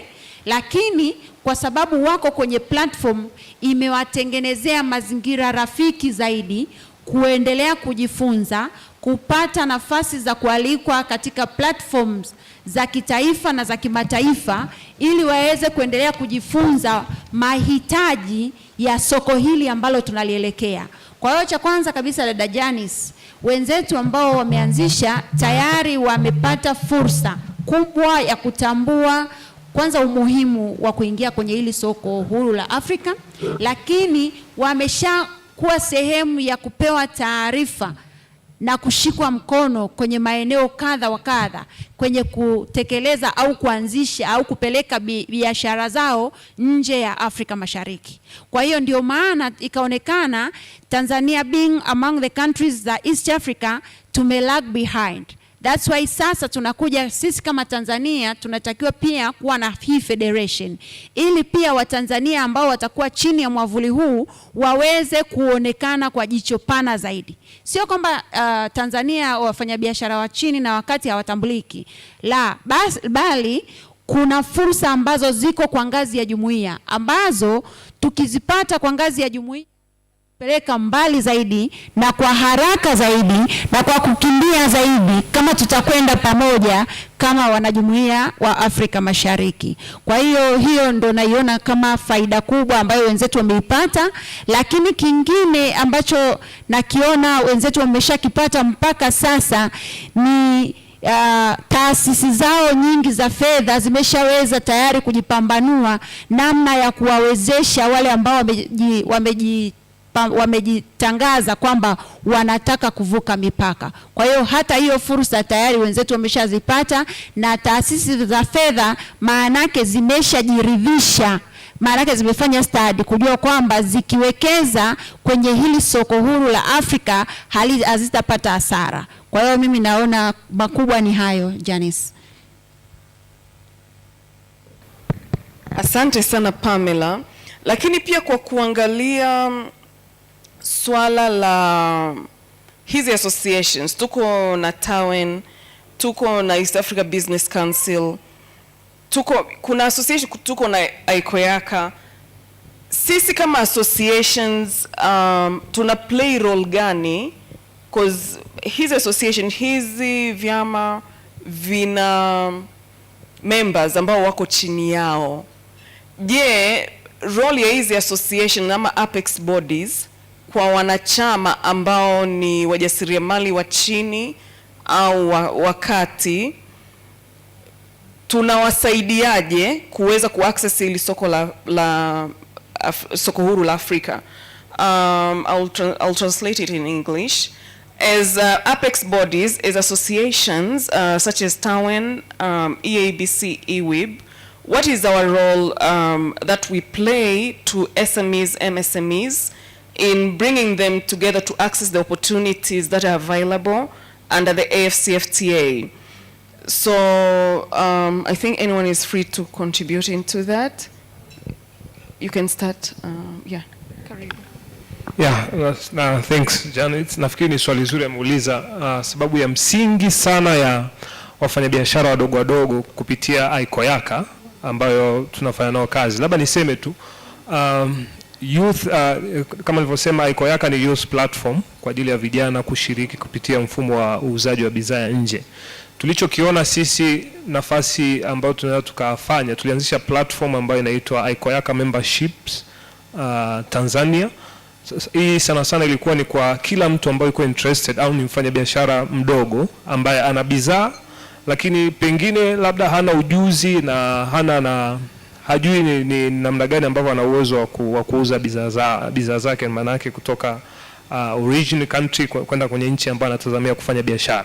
Kwa kupitia AfCFTA membership platform huwa kuna mafundisho yanatolewa, lakini we have experts, lakini pia tuna watu maana yake watu wa bandari na watu wengine ambao tuko nao ndani pale. Inakuwa ni rahisi sasa ukishakuwa membership, ukishakuwa ni mmoja wa washiriki, inakuwa ni rahisi. Kwanza, kama ilivyo tatizo kubwa sana kati yetu wa Tanzania ni taarifa, information, na nafikiri pasipokuwa na taarifa wengine pengine tusingekuwepo hapa. Kwa hiyo nafikiri information is the key. Kwa hiyo kuwa na taarifa tu ya on how we can manage this inakuwa ni nafasi nzuri ya kuweza kufanikisha hilo. So the membership platforms ni platform ya kila mtu, sio kijana tu, mtu yeyote ambaye is willingly maybe to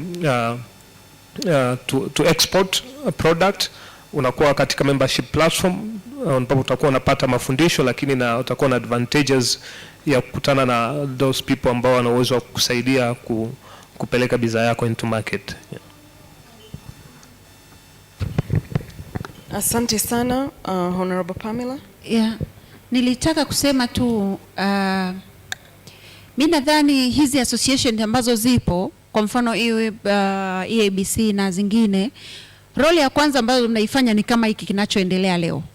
Cha kwanza kabisa ni kukutanisha watu, kugether watu pamoja ambao kwa sababu ili ni kundi la watu wenye similar interest.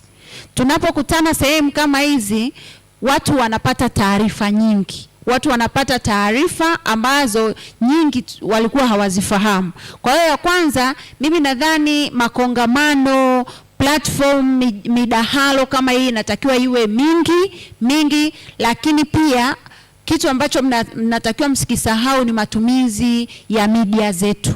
Kwa sababu media pia ina play role kubwa sana katika kupeleka taarifa kwa watu. Tunafahamu Watanzania pia ni watumiaji wazuri wa social media, lakini kwa bahati mbaya sana tumekuwa wazuri wa kutumia social media kwenye mambo tunasema ya kimbea, lakini hatujaitumia social media vizuri kwa ajili ya kuonyeshana fursa kama hizi ambazo ni za msingi na zinaweza kumkwamua Tanzania kutoka hapa alipo, au mwana East African kutoka hapo alipo. So the best advice I can say ni kwamba this platform zitumie sana media, lakini pia without forgetting the social media, and if it's possible whenever we meet kama kwenye these platforms, muwe mnatengeneza siku hizi WhatsApp groups. Kwa kila meeting, kila conference mnatengeneza WhatsApp groups, kwa sababu mnakuwa mmechukua contacts za watu.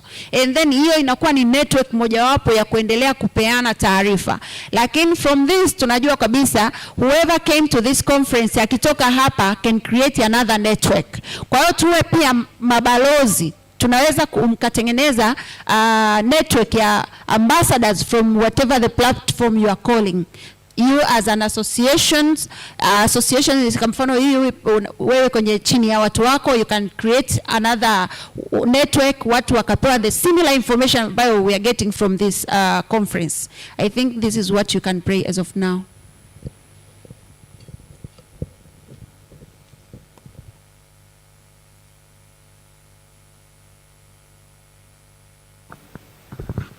Nadhani Honorable amesema almost everything nilichokuwa nataka kukisema. Mimi narudia tena kwenye mazingira rafiki ya biashara, kwamba tutapiga sana kelele, lakini kama watu hawana information za kutosha na hawajatengenezewa mazingira rafiki, tutakutana sana hapa. Yani nitafika uzee wangu bado nakuja tu kwenye vikao kama hivi bila kupata mafanikio yote. Ameongelea kitu cha media. Nadhani nilikuwa nawaza kitu similar, lakini amefikiria mbali zaidi. I think WhatsApp group will be a great idea. Ingawa mimi nilikuwa nimewaza kwamba tunaweza tu kawa na flyers, kwamba leo agenda yetu kubwa ni wafanyabiashara wadogo na wakati wanaendazaje kupenetrate kufanya biashara kwenye hizi nchi nyingine labda 20-50, kwamba kungekuwa tuna flyers labda ina side mbili tu, inasema labda ukiwa kwenye level fulani unaweza kupita hivi na hivi na hivi, information hii hapa, nyingine labda ukifanya hivi na hivi unaweza kupita labda information hii hapa. Kwa hiyo mtu kila anapokuja kukaa anakuta labda fly iko mezani kwake, anakiondoka at least ana kitu cha kusema, na tumeshasema lugha ni changamoto. Kwa hiyo sasa hata kama tutachanganyana hapa kilugha, lakini mtu akipata fly yake imeandikwa Kiswahili atapata kitu. Au kama alivyosema WhatsApp group pia ni nzuri zaidi, kwa sababu ina maana hatutapoteza watu waliokuja sasa hivi. Hata kama mwakani hawata attend, watakuwa kwenye ile system yetu kwamba tulikuwa na hawa watu, na mwaka huu tuliongelea XYZ, mwakani tutaongelea XYZ. That's a very good idea. So nadhani kitu kama hicho kifanyike, lakini kikubwa sana naomba watu wapewe information za kutosha. Nini kipo, fursa gani zipo, na kuifikia hii fursa unatakiwa uwe na nini, unatakiwa upite wapi, nini cha kufanyika, mazingira rafiki, kuanzia kwenye leseni, kuanzia siju kwenye website, jinsi ya kufika, namba za simu, nani wa kumuona. I think bila hizo information, to be honest, mtu anafanyaje? Kwa sababu mimi naamini Watanzania ni hard working sana na wana idea nzuri sana Watanzania. Tuko vizuri. Asante sana Spora. Sorry Honorable Pamela, kabla hujaongezea hiyo point, nadhani pia role ya associations ama hizi apex bodies ni kuwasaidia wajasiriamali. Kwa hiyo unapokuwa mwanachama let's say wa EWIB ama EABC, kuna technical people, there are technical desks, kama Moses alivyosema yeye yuko kwenye SMEs and youth, and when it comes to thematic areas ambazo ni za wanawake wanafanya na sisi EWIB. Kwa hiyo unapokuja wewe kama mjasiriamali unasema okay, mimi nina biashara yangu labda nina unga, natengeneza huu unga, nataka kuexport kwenda nje ya Tanzania, kuna guidance kubwa sana, kwa sababu sisi tunakuwa na privilege ya kupewa trainings na development partners, ITC, GIZ, TIMEA and so forth. Kwa hiyo tunavorudi kule, ile knowledge tulionayo na zile platform ambazo tunakuwa tumeonyeshwa, tunarudi nazo, tunatakiwa disseminate ile information, disseminate to our members, kuwafundisha sasa, ukitaka kitu fulani njoo hapa. Kuna trainings nyingi ziko sana kwenye mitandao sasa hivi. Of course language is an issue, kwa sababu wafanyabiashara wengi, sio hata kwetu sisi wa Tanzania kwamba okay tutasema hatujui Kiingereza. Utaenda Rwanda watu wanaongea Kifaransa, lakini ukienda kwenye zile training materials ziko Kiingereza. Kwa hiyo ni kitu ambacho pia hawa development partners wanavifanyia kazi, but to get access to such an information, kujua kwamba kuna taarifa za namna hiyo na hizo training, lazima uwe ni labda member wa association and what not. Kwa sababu unajua watu wengi, yani kama wewe na uhakika struggle sana kuweza kuformalize biashara yako, kufika ulikofika leo na kuaccess markets kubwa. Lakini sasa mfano ukiwa member wa EWIP ama EABC, umefikisha labda mzigo wako boda, umepata shida, unapiga simu au unatuambia aisee, nimepata consignment yangu, nataka kupeleka nje ya nchi, naombeni mnipe procedure. Tutakwambia kabisa, we'll take you through the process na kuhakikisha kwamba unakoenda kuuza unakutana na watu ambao hautatapeliwa nao, because we have networks all over the region, kwamba ukifika kule mzigo wako utapokelewa, utalipwa hivyo, because we have networks of association all over. Pamela, kama unaweza kuchangia kitu. Nilitaka kuongezea tu kidogo kwamba tumetaja vitu muhimu lakini tukasahau kuna kundi moja kubwa sana na la muhimu ambalo nadhani nyie kama kwenye Apex associations whatever mnatakiwa kuliconsider, na nimeshukuru na kufurahi kwamba leo nimeona baadhi ya waheshimiwa hapa, kuna wabunge, kuna diwani nimesikia. Hawa ni watu muhimu sana, kwa sababu policy makers ndio wanaozungumza na wananchi moja kwa moja. Yani kama tutaweza kuwa capacitate hawa ambao wanakwenda kuzungumza na wananchi, pia tunaweza kuzisukuma hizi agenda, na tunajua nyakati zote wenzetu wanasiasa watakuja na manifesto na kila kitu. Hii tunaweza kutake advantage in any time wherever kuna election or nini, zikaingia ndani ya agenda yoyote inayokuja.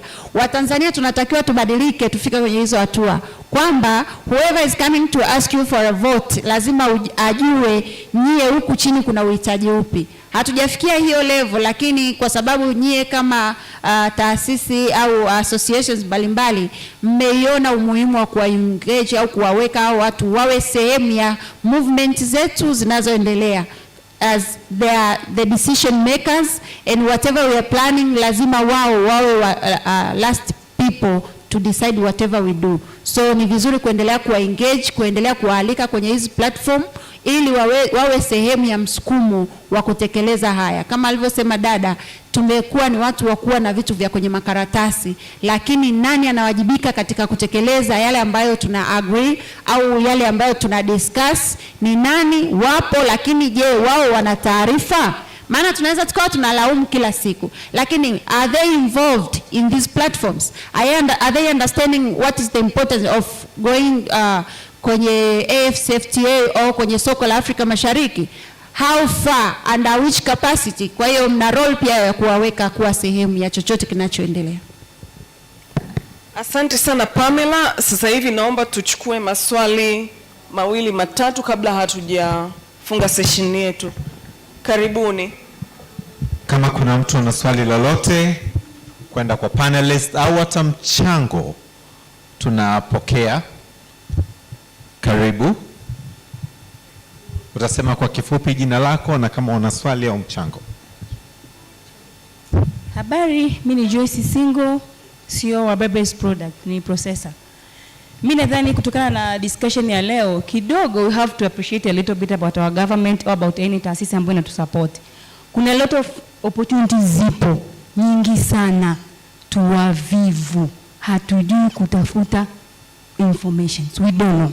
na hata ukiletewa mlangoni you just push it. Unataka mpaka uambiwe ABCD, umetumia link, kuna training, jaza linki. Umekaa tu kwa mtandaoni, it's only 10 minutes. Ukiambia mtu kuna training anakuambia mbona sikuipata? Ulimtumia ile training hakujaza. Kuna opportunity nyingi sana, especially kwa sisi wanawake. Kuna hizi taasisi kama EWIB. Mimi ni member wa EWIB, member wa TAHA, member wa FAMU Africa. Kila mwaka na training zaidi ya 4 online nasoma. It's all about business. Na hapa nilipo sio nianza process like hapa chini. Mimi ni Exim Bank. Wao ni waajiri wangu wa miaka 8 ama 9 kama sikosei. Kwa hiyo naamini kabisa kuna vitu vingi vya kufuatilia kama sisi wafanyabiashara na kujifunza. Ukisikia kitu kama hiki, nenda kasikilize. Mimi kwa simjui dada wa Milija hapa, naiona leo nimemjua pale. Utapata kitu kidogo kutoka kwake. Na kama unataka kujifunza, kuna maonyesho hapo nje. Pita, uliza, ikoje? Kuwa na wewe udadisi wa kuuliza. Unaambia dada karibu, asante, kule anapita. Ndio nasema there is no fursa, hatuwezi kujifunza kitu chochote. Zipo jamani. Let knock the door and that door should be open na huyo ambaye anataka kukufungulia. Imeshindikana, pita njia nyingine. Haya mataasisi, dada wa Mama Mia anaongea. Kwa mataasisi mengi sana unaweza kusema mwaka uingie labda matatu, uangalie opportunity nyingi sana. Nimejiona Genesis kuanzia mwaka jana, lakini nimepata opportunity nyingi kwenye mnyororo hapo. Tusitegemee kila kitu tuambiwa unalipwa ukiparticipate. No. Ni kujifunza, kukubali makosa, kutafuta udadisi wa kitu, alafu anacha cha kwako. Amesema dada pale Amelija, unaweza kukopi, it's fine. But fanya twist kidogo. Yaani kwenye masoko makubwa ukienda exhibition, tuna product nzuri sana. Sana, lakini tuko kwenye comfort zone. Let's move out kidogo. Unatambaa, tembea, utafika where you are heading. Let's appreciate even a little bit. Asante sana Joyce. Asante. Mimi ningependa ku appreciate energy walionayo. Yuko kwenye group inaitwa Arusha Women Food Processors. Hao waliondoka walikuwa funded na GIZ EAC, wakawa kwenye maonyesho ya kilimo pale mbele ya airport. Mimi ndo nilikutana nao. Wengine of course nawajua in person. Wao wakatoka wakaenda GIZ EAC moja kwa moja. Tunataka mtu support tutoe bidhaa zetu nje ya nchi. Unaona? GIZ wakawaambia hapana, sisi tunafanya kazi na EWIP, shirikisho la wanawake Jumuiya ya Afrika Mashariki.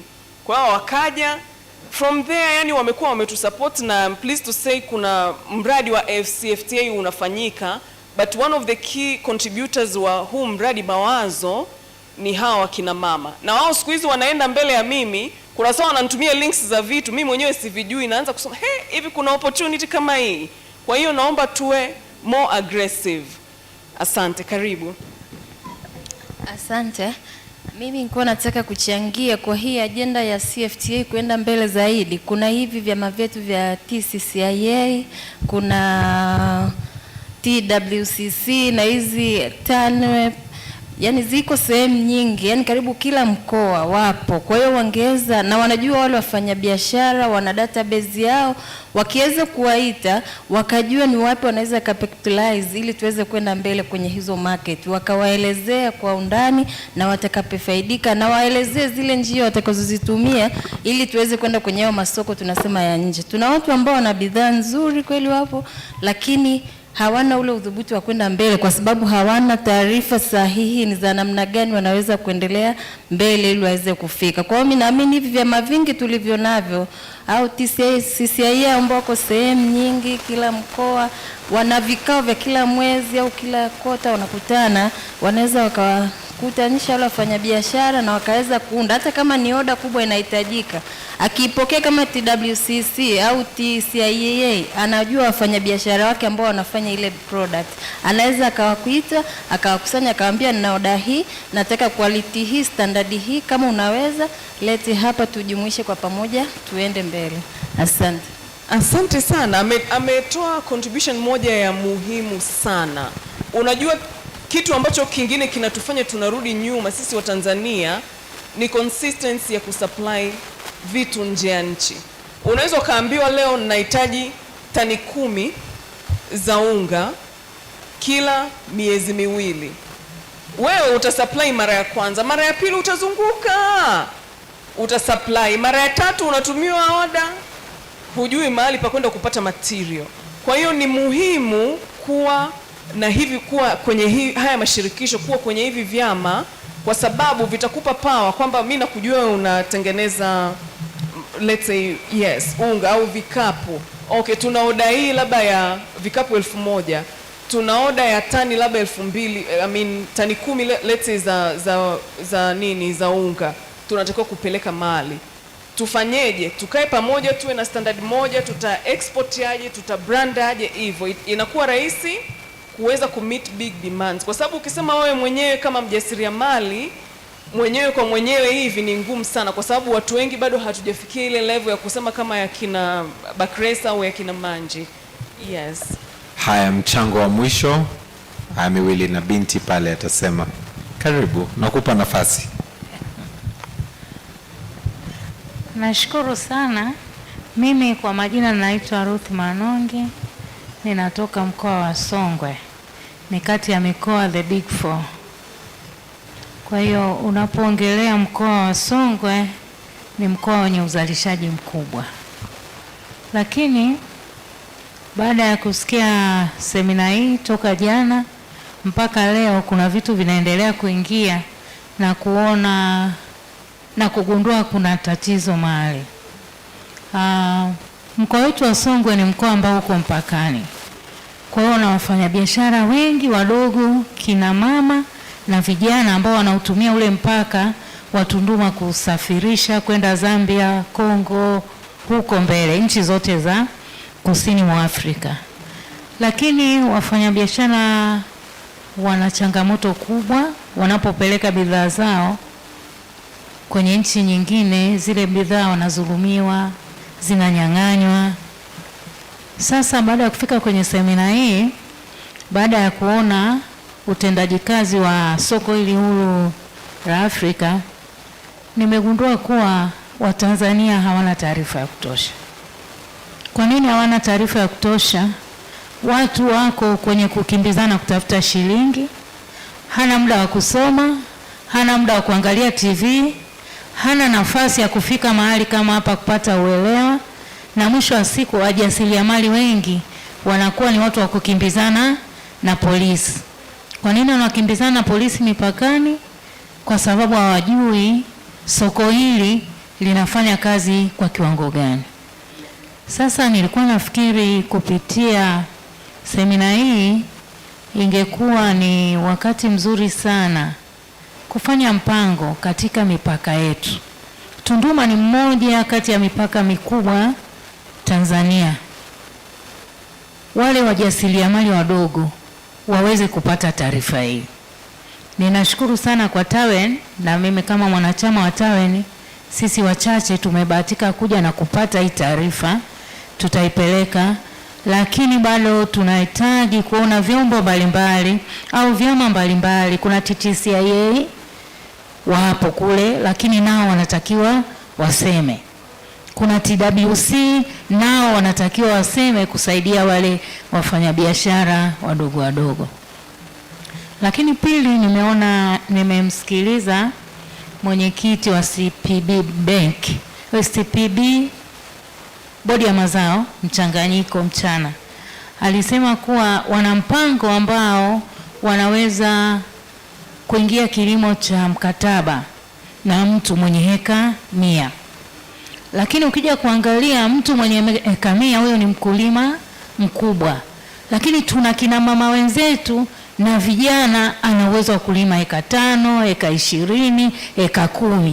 Sasa kwa nini wenyewe CP Bank, nafikiri salamu hizi zimfikie, saa hizi labda hayupo hapa, yani hata wao wanatafuta hawa wadogo wadogo hata 5 wawe pamoja, waingie nao mkataba. Huyu mwenye heka 20, mwenye heka 5 naye aingie hapo ili aendelee kukua taratibu, kuliko kusubiri kuweka mikataba na wakulima wakubwa.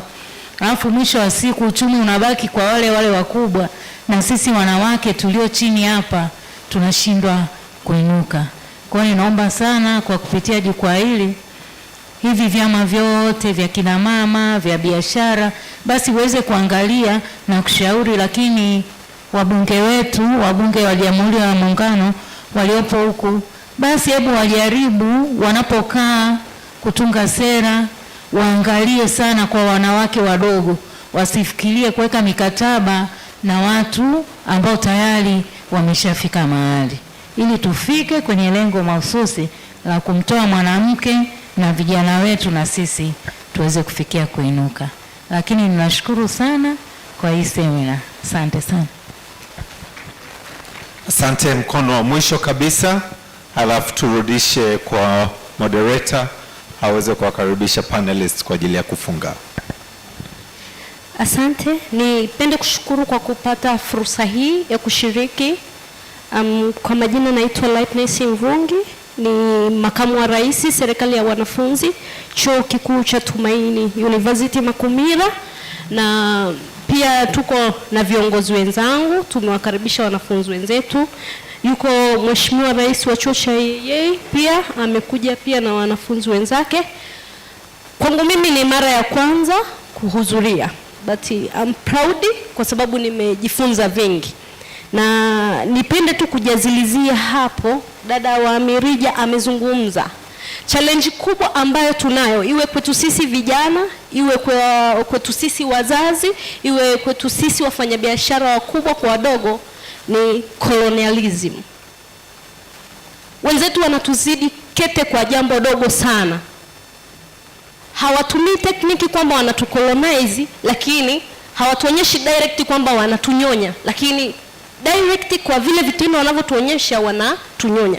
Na ndio hicho kinachotufanya sisi tuone kwamba the sky a limit, kitu ambacho sio reality. Sio kwamba unapoangalia mawingu yaliko pale ndio mwisho wake. Kwa hata mfanyabiashara mdogo anapofikiria anaona kwamba hapa hii biashara mimi siwezi kufika hapa kwa sababu mbona Bakresa amefanya pakubwa, unakuta unatawaliwa na aliyekutangulia. Lakini ukiongeza juhudi, ukiongeza focus, una uwezo wa kufanya zaidi. Akatoa mfano akasema Mchina anakuja anakuambia vitu vyetu sisi havijawekwa chemicals za kukaa muda mrefu.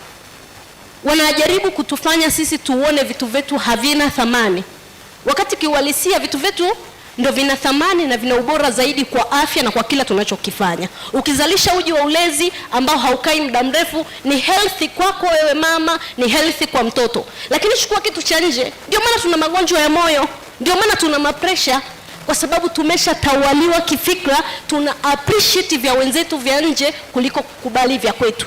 Wakati vya kwetu sisi unaweza ukachukua tu viazi vitamu ukaenda ukauza, ukamuuzia mtu akala akapata afya nzuri, asipate mapresha, asipate mamoyo. Lakini sisi kwa sababu tunaona wenzetu ni bora zaidi kuliko sisi, tunaona fahari zaidi kukimbilia supermarket kununua vitu vyao, ili hali vya kwetu vya ndani vinakufa, vinaharibika, ambavyo ni bora zaidi kuliko vya wenzetu. Lakini kitu kingine pia ambacho mimi ninakiona kwetu ni challenge, ni elimu. Iwe upande wa elimu yetu sisi vijana ambazo tunapewa mavyuani zaidi na zaidi. Kwa mfano kama sisi tuna base zaidi kwa kusoma, unasoma. Vijana hawajawekewa mfumo wa kufikiria outside of the box, kwamba huwezi ukasoma tu kila siku, kuna vitu vingine lazima uwe involved ili upate new ideas. Lazima uone unatoka wapi, unajifunza nini. Kwa kitu kingine mimi ninachofikiri kwamba ni cha muhimu kutuvuta sisi vijana, manake sisi ndio wengi zaidi, lakini pia tuna uwezo wa kufanya mambo makubwa zaidi, lakini tumetawaliwa kifikra. Na nilikuwa niko na mdogo wangu, tumekaa wakati wa kula pale, tukao tumemwona manager anazunguka anafuatilia. Nikamwambia angekuwa mbongo hapa angekuwa amekaa ofisini, anazunguka kwenye kiti. And that is a reality. We are not responsible. Na ndio maana hata tukifungua biashara haziendi, kwa sababu unafungua biashara, unaajiri mtu, unategemea kuletea faida. The end of the day anakuibia, tunaishia kulalamika kwamba vijana sio waaminifu au yule mwajiri sio mwaminifu. Lakini the reality ni kwamba mimi mwenyewe sipo responsible. Nimeanzisha kitu, je, ninakisimamia kitu changu kifike kule? Hatusimamii. Tukishafungua, tukafanya, tukaona tumepata milioni 1, milioni 2, milioni 5, milioni 10, una relax, unaenda unakaa kwenye kiti, miguu inavimba, unapata mapresha, ufanye mazoezi, wewe ni bosi. Mwisho wa siku wale watu kule wanakuja kukupa mapresha kwa sababu wameiba hela. But be responsible, ni cha kwako, kisimamie, kifanyie kazi, ni cha kwako. Then utaona impact. Lakini pia kitu kingine ambacho nimekiona ni challenge kwetu sisi Watanzania wengi tuwachoyo wa kuwashirikisha wenzetu fursa. Yaani unafundishwa kitu lakini unawezaje kushare na huyu? Umetoka hapa kwenye hii seminar, watu wa kijijini kwako unashareaje nao? Je, unawashirikisha kile ulichojifunza? Wewe ukitoka hapa umepata maarifa, pata nafasi ya kukaa na wanawake 3, 5, zungumza nao, washirikisha kile ulichokipata. Then ignorance ambayo tunaongelea hapa, tunasema ignorance inakwisha. Hatuna sababu ya kusubiri kwamba tupelekwe darasani tukasome na nini. Sisi wenyewe elimu ndogo tulioipata, naomba tuifanyie kazi ili tufikie malengo yetu. Asanteni. Asante. Nashukuru sana. Mnaona jamani vijana wetu wanavyokuja juu vizuri. Yaani kwa kweli it's very impressive kuona young generation, watoto bado wako chuo wanajitambua kwa kiwango hiki. Kwa kweli nashukuru sana kwa insight zako nzuri, na naomba huko vioni mnapokaa, mnajua nyie ndo kizazi kinachokuja. Kwa hiyo tusipoanza kuweka hizi sensitization na kuwapa exposure mapema hii, tutakuja tena tutabaki tunaongelea hizi tunafanyaje fursa, tunafaidikaje, badala ya kuanza kusema okay tumeshafika huku sasa tunaendaje mbele zaidi. So nashukuru sana. So kabla hatujamalizia hapa, naomba tufanye recap ya session yetu. Naomba nitawapa dakika moja panelists wetu waweze kutoa closing remarks. Karibu, mtaanza wewe.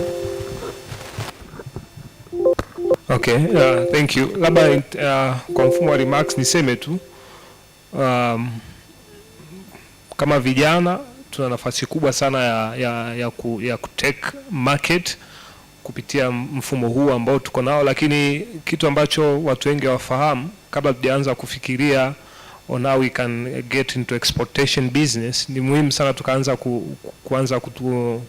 kufanya biashara hapa ndani. Yani kwa sababu kuna watu wengine tukishazungumza masuala ya usafirishaji, wenyewe wanakimbia moja kwa moja kwenda kuangalia nafasi ya kuweza kufanya biashara nje, lakini ukiangalia kwa ndani watu wafanye biashara ndani pia. Kwa hiyo it's a problem. Kwa hiyo I think kitu cha kuondoka nacho ni kwanza tukibobea hasa katika kufanya biashara ndani, basi inaweza kuwa ni rahisi pia kufanya biashara nje. Hicho ni kitu ambacho naweza nikasema.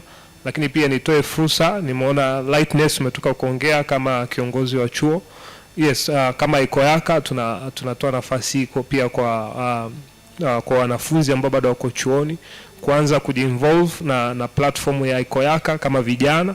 Nafikiri inaweza kuwa ni njia moja hapo ya get himself kufahamu, kuwa awareness pamoja na activities zote zinazoendelea, kwa sababu kama Ikoyaka tofauti na bidhaa huwa kuna vitu vingi, kuna summits zinafanyika na vitu vingi ambavyo vinaweza vikawa ni beneficial kwa ajili ya vijana na hasa wanafunzi ambao bado wanaendelea kujifunza. Kwa hiyo first nimeona motto ya leo inasema we buy for Africa, sell Africa. Lakini before we start to buy for the Africa, how to sell for Africa, I think we should start selling our basic product. Tuanze kuuza vitu vyetu hapa Tanzania. Tuangalie masoko ya hapa ndani. Nimeona watu wachache sana ambao wanapita kwenye mabango au kwenye platforms ambazo biashara mnafanyika hapo nje. Kwa hiyo tukianza kusupport vya ndani zaidi, nafikiri inakuwa ni rahisi pia hata kuuza nje zaidi. Asante. Asante sana Spora. Asante. I think hiyo dakika moja mimi nitaomba nipewe 2. Okay. Moja itanitosha. To sum up, yes, I'm not going to take long. To sum up, nilikuwa nafikiria labda nisisitize kwenye udhubutu. Naomba tujifunze kudhubutu, usiogope. Knowledge, labda ningeomba wale ambao wana knowledge ya kitu kimoja hichi na kile, tujifunze kushare. Na labda kama kuna information zimekuja, kama kuna fursa zimetokea, ziweze kuwakilishwa sehemu sahihi. Kuna dada pale amesema kuna website zipo, hebu tujaribu kushare hizo knowledge. Ndo taarifa hizo, tupeane taarifa. Na pia dada amesema pia kuna form na linki zinakuja zinasema kuna kikao hapa na pale, kuna fursa hii na hii. Natamani niulize hizi linki zinakuja kwa lugha gani, lakini muda hautaniruhusu. Lakini pia tuangalie hii linki ilitengenezwa kwa kumlenga nani. Je, ilimlenga Mtanzania aliyoko Njiro? Ilimlenga Mtanzania aliyoko Karatu, Babati, Mbuguni, wapi? Unaelewa? Mtu anaweza akaiona link lakini ikawa super complicated, akaiona tu hata sihitaji. Tunaona tukienda kwenye mabenki, unapoa fomu unaiangalia tu unaona sijui, yani sielewi. Kwa hiyo pia tuangalie hizi link zinakuja kwa staili gani, au labda ziweze kubadilishwa kidogo ili ziweze kumlenga Mtanzania. Labda style inayotumika, lugha inayotumika, je, Mtanzania wa kawaida ana staili gani? Kuna vitu nchi zinatengeneza kitu kutokana na nchi yake ilivyo. Inatumia lugha na style kutokana na nchi yake ilivyo ili iweze kumuingia mtu haraka. Kwa mfano matangazo, kuna nchi inatumia matangazo labda picha tu, kuna nchi inatumia namba tu, kuna nchi inatumia labda bidhaa kama bidhaa ilivyo. Kwa hiyo tumsome Mtanzania ni mtu kama kweli tunania kusaidia. Tumsome Mtanzania ni mtu aina gani, tunataka afikishiwe message fulani. Je, hii message tunamfikiaje ili iweze kufanywa kazi. Kitu cha mwisho, partners pia. Naomba kama una kitu labda unakijua, unaona labda najua sekta fulani sijui sana, lakini mnaweza mkajoin zile forces, mkajikuta mko wawili watatu. Kama mama pale amesema, mtu ana eka 5, mwingine 10, 20, usiogope kufanya kazi na mtu. Partnership is good. In fact, dunia tunaoishi hauwezi kufanya kazi mwenyewe. It is impossible. Kwa hiyo unaweza ukawasema una nguvu ya kitu fulani, mwingine ana nguvu ya hichi, mkijoin mnaweza mkashangaa magic. Usiogope kutake risk, kumwamini mtu, ndugu, rafiki. Sasa nyingine hata usiomjua kabisa, mnaweza mkakutana hapa ukashangaa, leo mimi nikawa partner na mtu hata tujue kuonana na biashara ikafanya vizuri sana. Kwa hiyo nadhani pia tusiogope kufanya kazi na watu. Tuchukue ushauri. Usiogope kushauriwa, hebu chukueni ushauri. Kama dada pale pia amesema, kuna pointi ameongea ambazo labda nilikuwa sizijui kabisa. Maybe somehow kuna ulezi fulani tunao kwa sababu hatutaki kushaurika. Nadhani hata kama umeanzisha biashara yako, hebu kuwa msikivu. Sikia mtu anasemaje. Ni vizuri tukusikiliza. Naomba nimalizie kwa kusema, hebu angalia kitu gani unachokipenda leo unavyoondoka hapa. Mimi napenda kuvaa kitambaa kichwani, napenda kufunga kitambaa. Hebu angalia, je, naweza nikatani kitambaa changu kikawa biashara? Hebu angalia, mimi labda napenda uji wa aina fulani. Je, naweza nikaubadilisha ule uji ukawa biashara? Mimi nikiweka biashara zangu zote ni kitu ambacho nilikuwa nakipenda. Nilianzia na TV show, ni kitu nilikuwa napenda. Nywele, mimi nauza mawigi yote, navaa nywele zangu mwenyewe, ni kitu nilikuwa napenda. Mimi napenda juice, mimi si ni sukari. Kwa hiyo napenda majuisi ambayo hayana sukari. Nyumbani natengeneza, nikaona mbona naweza nikatani tu biashara. Kufungua biashara ya juice ikaenda tu vizuri. Then nikaenda kwenye mirija na biashara. Kwa hiyo hebu angalia kitu gani unakipenda wewe tu mwenyewe. Alafu jaribu kwamba hichi kitu je kinaweza? Try, give it a try. Trust me, you won't regret. Mwisho naomba niseme usiwe mchoyo wa information, na chochote ulichonacho share na mwenzako. Asanteni sana. Kamila.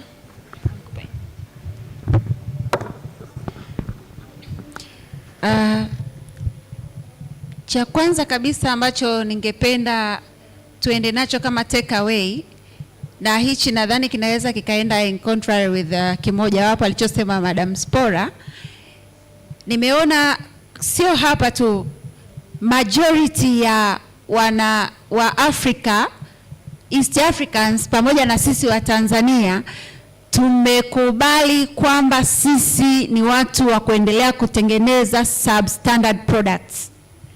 Kwa nini nasema hivyo? Nimesikia watu mkisema tukizalisha organic products zinaharibika mapema, lakini sidhani kama tunatakiwa kukubali kwamba bidhaa tunazozalisha zitaharibika mapema. Na hii sasa naileta kwenu kama challenge kwamba tunahitaji kuwa wabunifu, kwa sababu hata hizo bidhaa ambazo ni za asili tuna uwezo wa kuproduce, tuna uwezo wa kupack na zikakaa na zikawa na shelf life ndefu bila kuharibika. Na tunaweza kutengeneza natural preservatives, kwa sababu preservatives ambazo wenzetu wanatumia kemikali kwa sababu hawajajaliwa kuwa na natural materials. Lakini sisi tunajua kabisa hata kwa asili tu nyumbani tunajua ukitumia sijui mdalasini ukiweka kwenye kitu gani hicho kitu kitakaa muda mrefu. Sisi tunaweka kwenye asali inakaa muda mrefu. Tunatumia sijui mchai ile essential oils zinazotoka kwenye natural plants zinatumika kama preservatives kwenye juice, kwenye vyakula mbalimbali, kwenye matunda, kwenye kila kitu. Kwa nini tusiende kwenye ubunifu, tukahamasishana watu walime spices kama vanilla, walime rosemary, walime cinnamon, walime lemongrasses za kutosha, ili tuweze kuextract zile mafuta yanayotoka kwenye zile bidhaa, ili tuzitumie kupreserve products zetu. And hence sisi tutaweza kuuza product zetu ambazo zina qualify kwa viwango ambavyo vinatakiwa kimataifa. Kwa hiyo pia tuna gap hapo kuanzia level za kiserikali pamoja na taasisi binafsi. Uelewa wetu ni mdogo kuhusiana na masuala ya standards. Hatujui kabisa masuala ya standards, na ningeshauri katika mjadala huu tunaohamasisha wafanyabiashara kuzalisha bidhaa zinazotoka nje, tuweze kupata wataalamu ambao wamequalify kuja kutueleza ni namna gani tutazalisha bidhaa zitakazoweza kukidhi vigezo. Tusidanganyane kwamba eti tutazalisha kwa namna zilivyo bila kukidhi vigezo, wenzetu wakatukubali. Na tusikae kwenye ideology ya kusema kuna watu wametuzidi. Wanatuzidi kwa sababu wako aggressive. Sisi tuweke aggressiveness yetu kwenye swala la ubora na viwango. Tuna taasisi zetu ambazo ziko accredited, TBS, TMDA, ambao ndio wanaotupa elimu, lakini pia tuhamasishe viongozi wetu wa kiserikali, waheshimiwa wabunge, waheshimiwa madiwani, tuongezeeni nguvu kwenye taasisi zetu za kiserikali, ziwe na wataalamu wa kutosha kushuka chini kutoa elimu kwa wafanyabiashara wadogo na wakati, kwa sababu wanahitaji elimu ya ubora na viwango ili tuweze kushindana kwenye soko la ndani na la nje ya nchi zetu kulingana na taratibu zilizowekwa na wenzetu. Asante. Asante sana Pamela. Nilikuwa nimesahau amemake point moja ambayo ni nzuri sana, nikakumbuka background yake ni engineer. So kwenye anavyoongelea mambo ya preservatives ama vitu ambavyo vinaweza kuongeza shelf life ya bidhaa zetu, anaelewa kabisa nini anachokiongelea. So nashukuruni sana. Kufikia hapo tutakuwa tumefika mwisho wa session yetu kwa jioni hii ya leo. Nadhani take out ya hii session, naona tayari kuna group limesha tengenezwa la WhatsApp.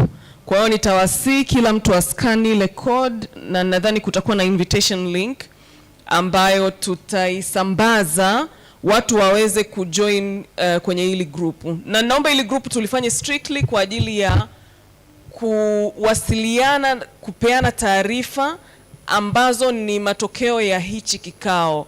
Yaani vile vitu vya social media sijui nini ambavyo havina tija kwenye biashara zetu, naomba tusivishe kwenye hili group. So asanteni sana. MC, karibu endelee. Naomba tuwapigie makofi panelist wetu wakiongozwa na moderator wetu mahiri kabisa. Makofi jamani, makofi. Asante sana, well done. Mmeitendea haki session hii, tunashukuru sana. Tower Youth Tanzania, kwa vijana ambao wametoka maeneo mbalimbali, vijana tunapenda kushirikishana fursa. Imeundwa hiyo WhatsApp link, tuiscan ili tuweze kujiunga kwenye hilo kundi. Lengo lake ni vijana kupeana fursa, tushirikishane fursa. Ratiba ya kesho, Faraji? Naam. Yes, this is for youth. Ya women sasa tutawapa jukumu mmoja kinara ajitokeze kuunda another WhatsApp group ya kina mama. Okay? Nimeambiwa kuna kundi liliundwa jana, ilikuwa ni la kina mama. There was one that was created yesterday. Is it for women only?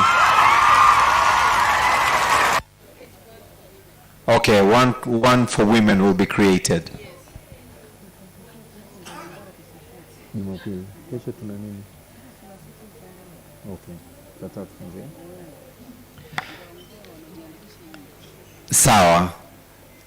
Siku ya Jumapili, kesho ni Jumamosi, Siku ya Jumapili tuna ziara ya kwenda Ngorongoro. Kwa hiyo wale ambao wako interested kwenda, na naomba nitarudia hii kwa Kiingereza pia, majina yanaandikishwa pale nje.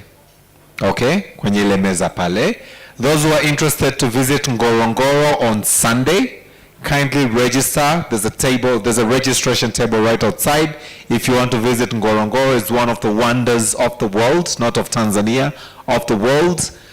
Tujiandikishe pale ili siku ya Jumapili tuweze kushiriki kwa wingi, tukaone maajabu katika hifadhi yetu Tanzania.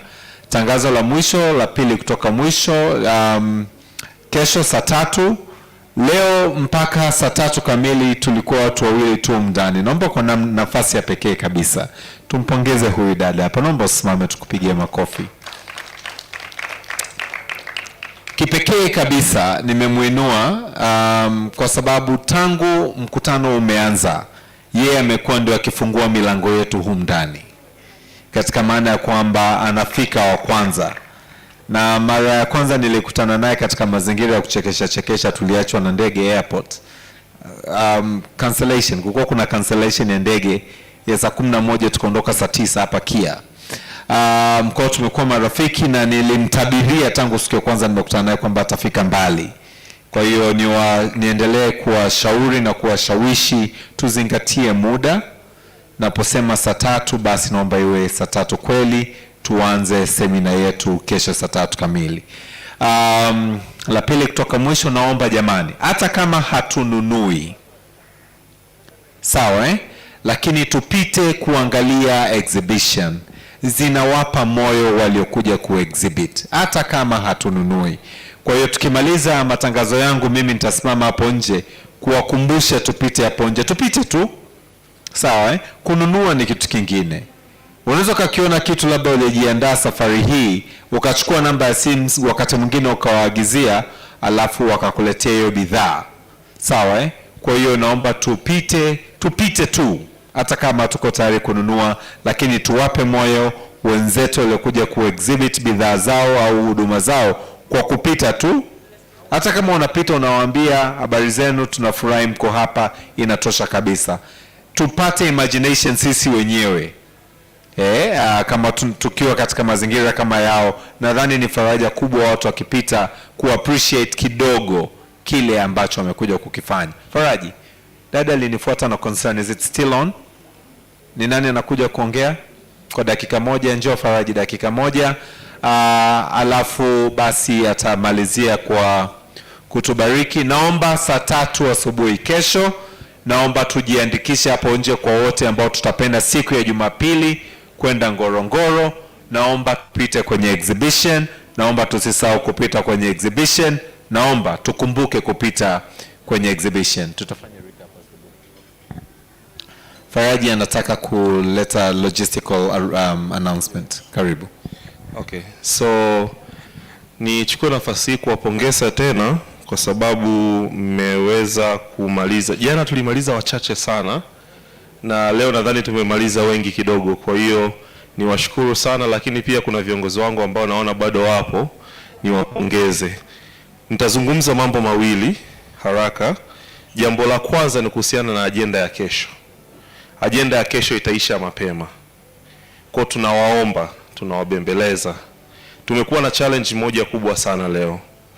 Jana kwenye logistical perspective, leo tumepata lawama nyingi sana kuhusiana na lunch. Jana tulipata challenge ya logistic na nimeona niiseme kwa sababu lawama tuloipata imetokana na situation ya jana. Jana tulitoa coupons kwa kila mtu, regardless umeregister haujaregister. Zikapotea coupon 38. Zikapotea coupon 38. This is a very big challenge kwetu sisi kama organizers. Kitu ambacho kinaumiza, hizo coupon 38 zilipotea bila kutumika. That's money. Hiyo ni fedha. It's a very big loss kwetu sisi kama wanakamati. Na sadly, pamoja na kupotea hizo coupon 38, leo wamekuja nazo watu wakijua watazitumia. Mbaya zaidi, leo tumepewa coupon za kijani. Kwa hiyo pale tunapokuwa tunalaumiwa, naomba to take full responsibility kwa mambo tunayoyafanya. Coupon 38 zilipotea, coupon 38 kasoro kadhaa zimepatikana leo, na mtu anaenda kabisa, coupon yangu ya chakula hii hapa. Logistical wise, it was really bad. Very, very, very bad.